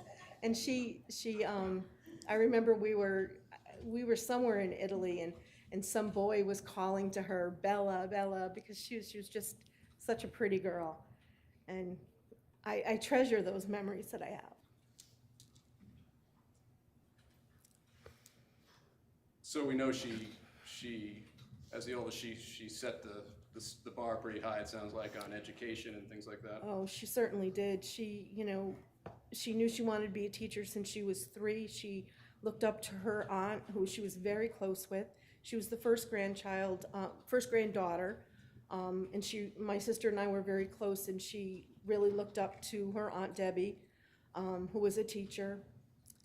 She always knew she wanted to be a teacher. She collected books. She went off to Eastern State College in Willimantic, which is a liberal arts college. She excelled there. She got a dual major, and up until the time she died, she always would tell her siblings that she has 2 degrees and nobody else can match that. And nobody else has. And we heard we saw a picture of some crazy hair and also some less crazy hair, but can you tell us about what that's all about? That was so Vicky. And of note, all my 4 children lived at home at the time of the shooting. They all lived with me in the house that they grew up in.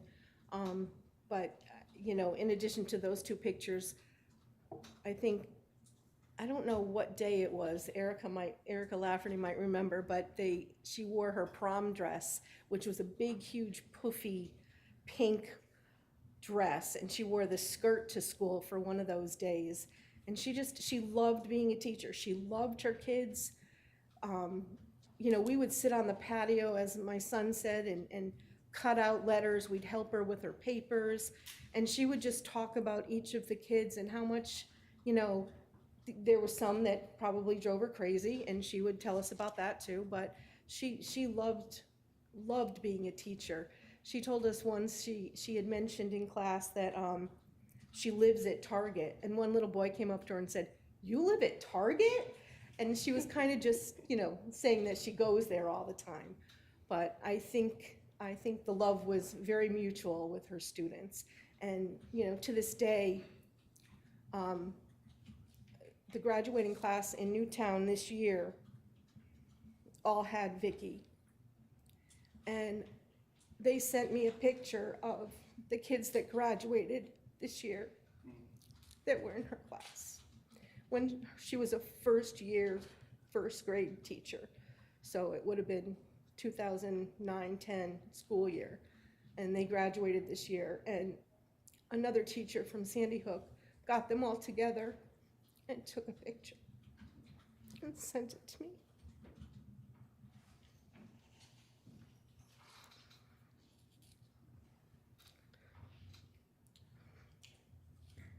After the shooting, and I'm not going to ask you about just that weekend, that Friday, but I need to ask you some questions, just a few about your exposure.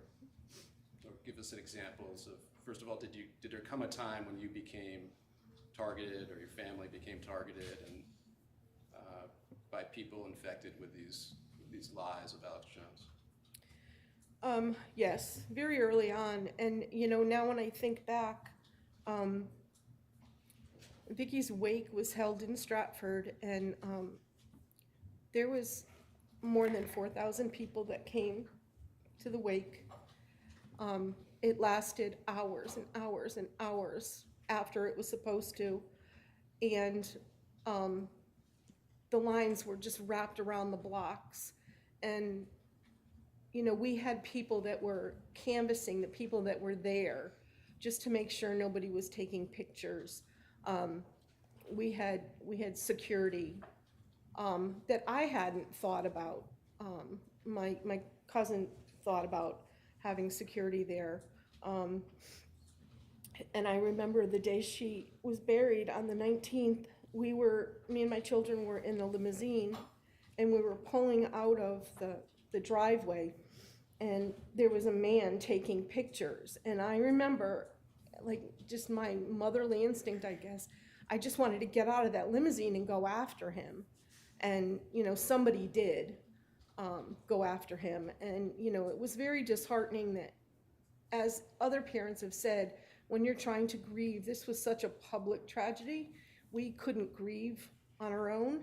And there was cameras all over the church, or they weren't on the lawn of the church, they weren't allowed, but people allowed them on their grass near our church. And shortly after that is when it was brought to our attention that there was fake Facebook pages in Vicky's name.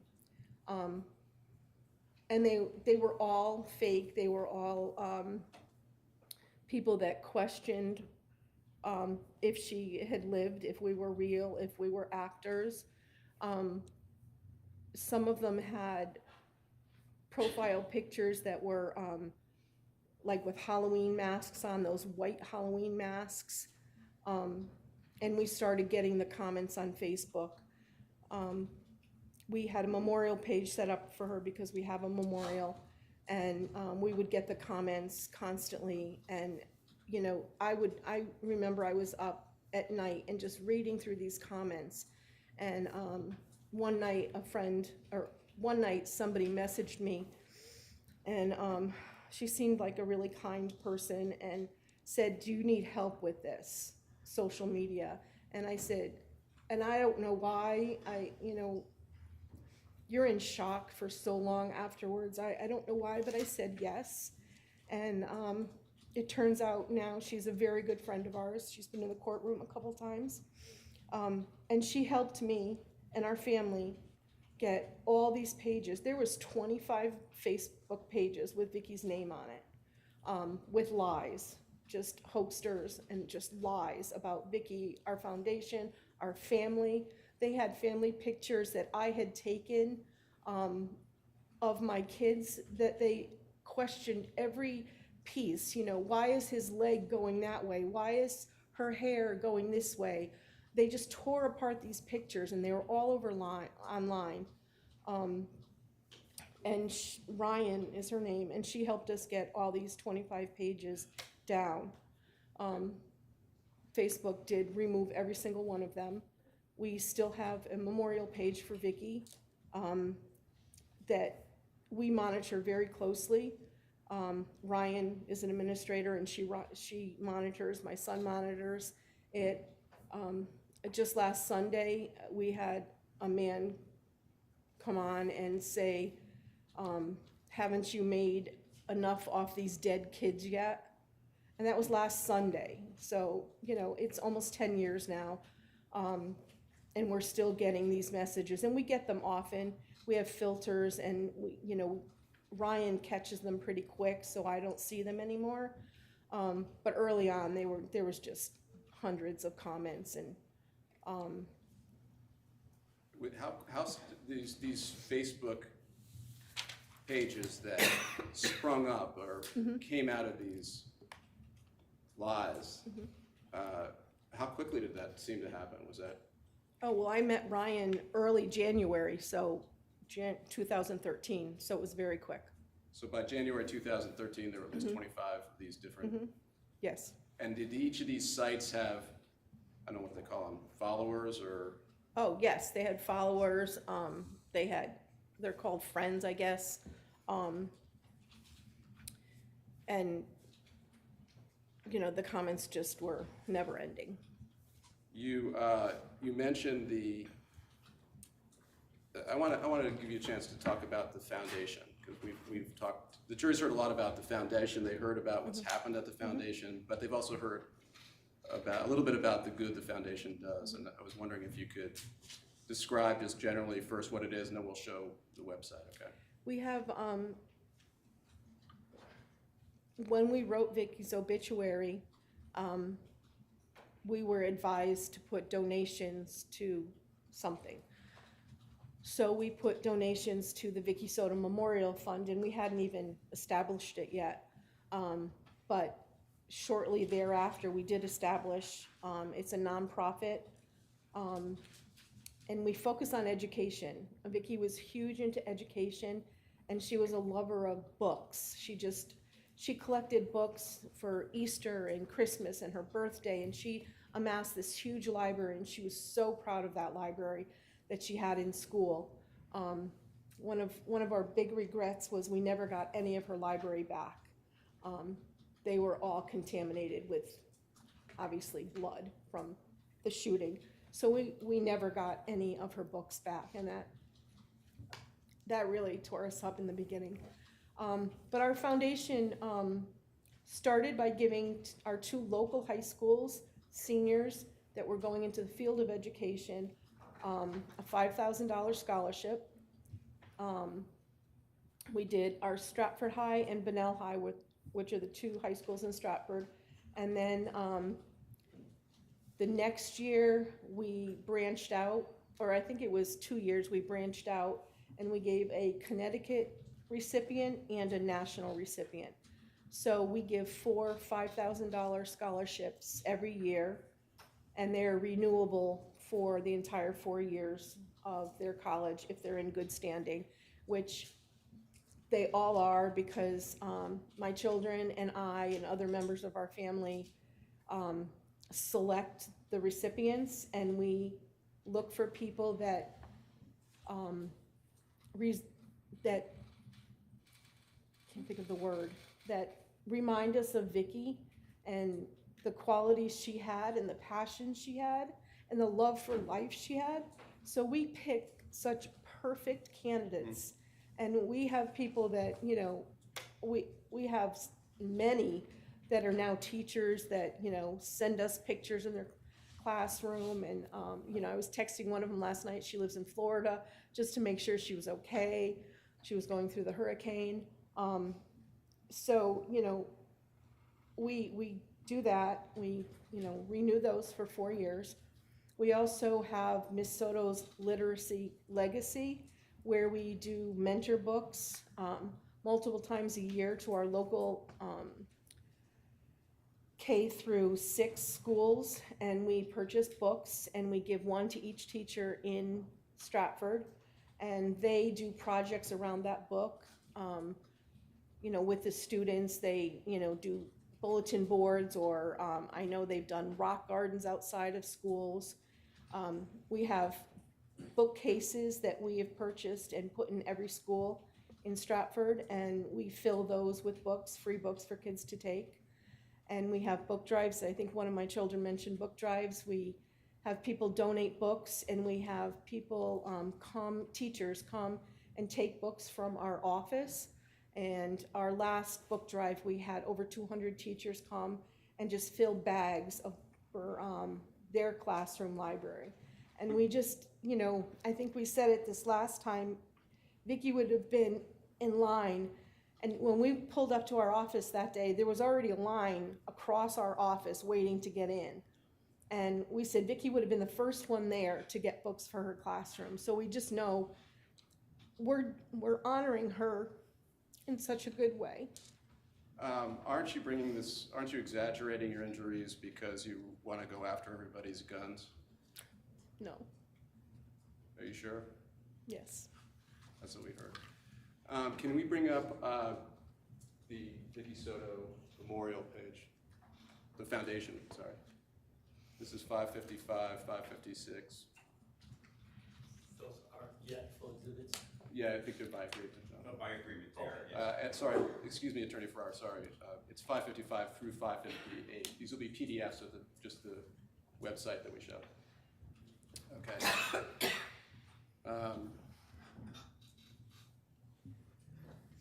So this is the landing page, is that what they call it? Yes. Very colorful.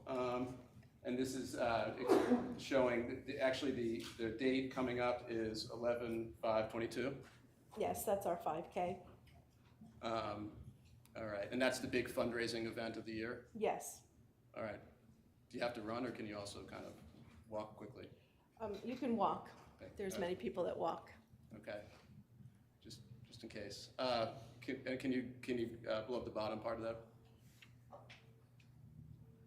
All right, so this is a place for folks to donate? Yes. All right, now let's go back and if we could just hit, you talked about your missions, just click on the mission.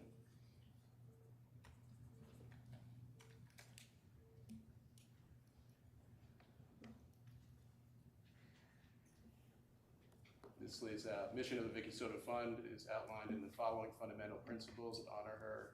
Encourage a love of education by supporting teacher-led initiatives and educator-driven programs. Lead and implement vital literary needs in our local community and our state. Enrich student and youth organizations that foster reading, writing, education, and teaching opportunities. Support future educators' potential by awarding 4 prestigious, which we were talking about, scholarships annually, and then it talks about the donations. I didn't see anywhere there that says 5, take away everybody's guns. Is that on there? No. Okay. Now, can you go to the next, can you back up for a second? And go to the last picture.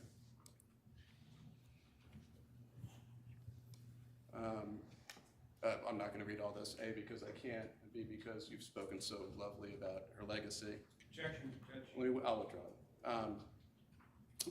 Does this describe more of what you were just explaining to the jury about who she was? Yes, and we do a lot more than I said. We, you know, our local YMCA and library, we spend a lot and donate books to them. We're always looking for teachers that need books on Donors Choose. So our fund is all around education and literacy, locally and nationally. Okay. I need to ask you some questions that are going to sound very technical and are technical, but still I hope you bear with me. As a result of the encounters that you've had with folks infected by the lies of Alex Jones, have you had to increase some security around your house? We have security cameras around the perimeter of our house, yes. And did that obviously cost money, or they weren't donated? They were not donated. Yes, it does cost money, and there's a monthly cost to it as well. Okay. And in terms of we heard from Jillian that she was anxious about people who were infected by Jones' lies. And I want to ask you, did there come a time that you're aware of that Jillian had to drop out of a class? Yes. And did she have to forfeit the tuition as a result? Yes, she did. And is it your understanding that she dropped out as a result of her anxiety about being confronted by these people? Yes. Okay. The same question for Carly. In fact, did Carly, first of all, let me slow down a little bit. I know we're running out of time. But did there come a time when you became aware that Carly was so afraid of encountering people infected by Jones' lies that she also dropped out, but for an entire semester? Mm-hmm. Yes. And did she have to forfeit money as well? Yes. Thank you. No further questions. Attorney Pattis?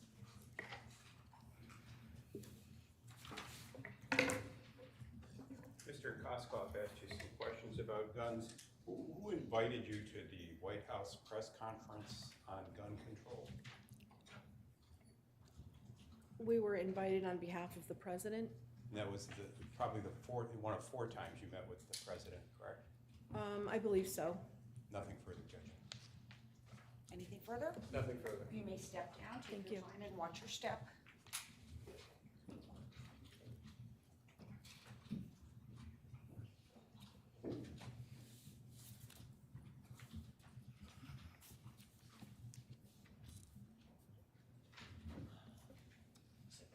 Your Honor, we're going to play the deposition testimony of David Jones.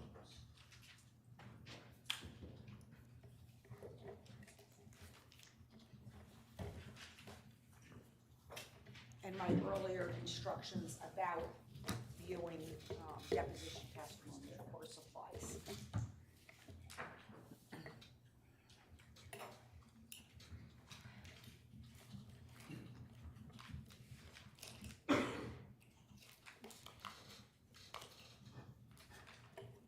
Good morning, Mr. Jones. Good morning. My name is Chris Maddy. As I indicated, I represent the families who lost loved ones at Sandy Hook, as well as a first responder who responded to Sandy Hook on the day of the shooting. We're here to take your deposition in litigation brought by my clients against Alex Jones, Free Speech Systems. Do you understand that?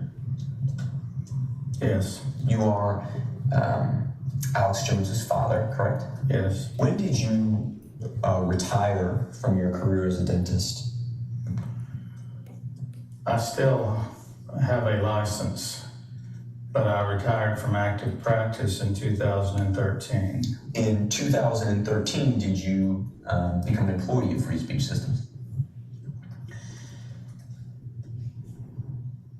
I became indirectly an employee of Free Speech Systems. Okay. Why was it indirect? I had a professional corporation that contracted with large dental practice management groups, and that corporation lost its income when it lost me as an employee.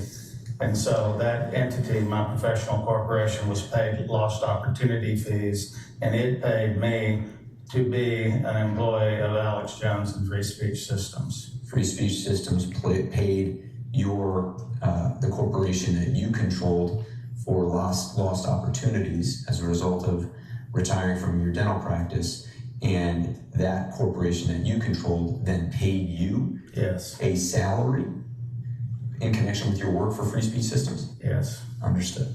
Why was it arranged that way? For purpose of winding down and continuity. It was probably not important, but it was a reality. Did there come a time when that arrangement changed and you became an on-the-books employee of Free Speech Systems? Yes. When was that? I believe that was the next year. Describe for me, from 2013 going forward, what your responsibilities have been at Free Speech Systems. Largely just to be sure we have a good environment for our employees, that we're compliant to state and federal guidelines, and that we do business properly. Okay. And by the way, is that true generally of the other areas of the business, that you are often involved in solving problems as they arise? Our business is a single talent business that is driven by one party, and I endeavor to take care of some of the delegated duties that is not convenient to be done by the principal. Okay, I think I understand that. The single talent you're talking about is your son, right? Yes. Okay. Who do you report to? I report to Alex, if anyone. Okay. Who else reports directly to Alex? Everyone. All the key personalities in the business. Okay, but so that's not everyone, because there are how many employees at Free Speech Systems? I think 70. Okay, so not all 70 employees have a direct reporting relationship with Alex, correct? The majority of them do. The majority of them do. Okay, who do you consider to be the corporate leadership at Free Speech Systems? Alex Jones. Nobody else? Nobody else. So I want to just focus on business and marketing plans. You attested, am I correct, that information regarding the business and marketing plans of Free Speech Systems was confidential and proprietary, correct? That seems reasonable to me. And highly valuable to Free Speech Systems, correct? Well, if you don't know how to do business, you can't do business. So, correct. Okay, so tell me what the business plan or plans were that you were referring to as confidential, proprietary, and highly valuable. Essentially, our core philosophy is what is involved, and I don't know that I really should have been concerned because it's probably not articulated in paper in any place. But in reality, it has to do with the fact that our customers are so loyal to us that they believe in what we're doing to such a degree that if we say something is good for you and is a good value, they're going to buy it and buy a lot of it. And you know, you don't really, it's hard to articulate that, but but the core of the heart of things can sometimes be very simple and very valuable. Are you aware whether Free Speech Systems collects data concerning when during an Alex Jones broadcast it has the most sales activity? Only in the sense that if there have been days where we had extraordinarily good sales, someone will say, what was Alex saying when that happened? And so we like to emulate spikes. Okay, and on those occasions where there have been spikes in sales, as you said, that's something that Free Speech Systems would reasonably try to emulate. Yes. Okay, just going back a moment to those times where sales spike or revenue spikes, and correlating that to whatever was happening on the air, who would be most knowledgeable within the organization about those sales trends that you described from 2012 to today? Alex Jones. Alex would be. Okay. What precisely have you observed in that regard?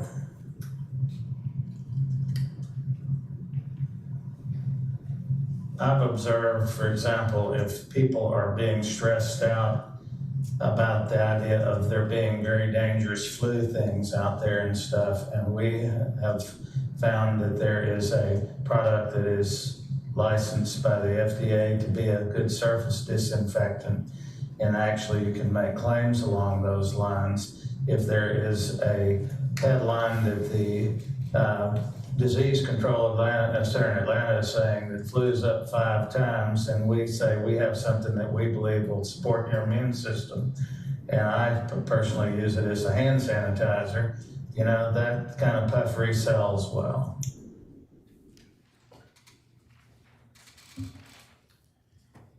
Your Honor, that concludes David Jones's testimony and our presentation for today. All right, so I want to just give you some information. First of all, the lawyers asked me to tell you, and I agreed to, that the reason that you have tomorrow off is not because of them, it's because I'm taking a rare day off. So don't blame the lawyers, you can blame me. It looks like that the evidence will conclude next week.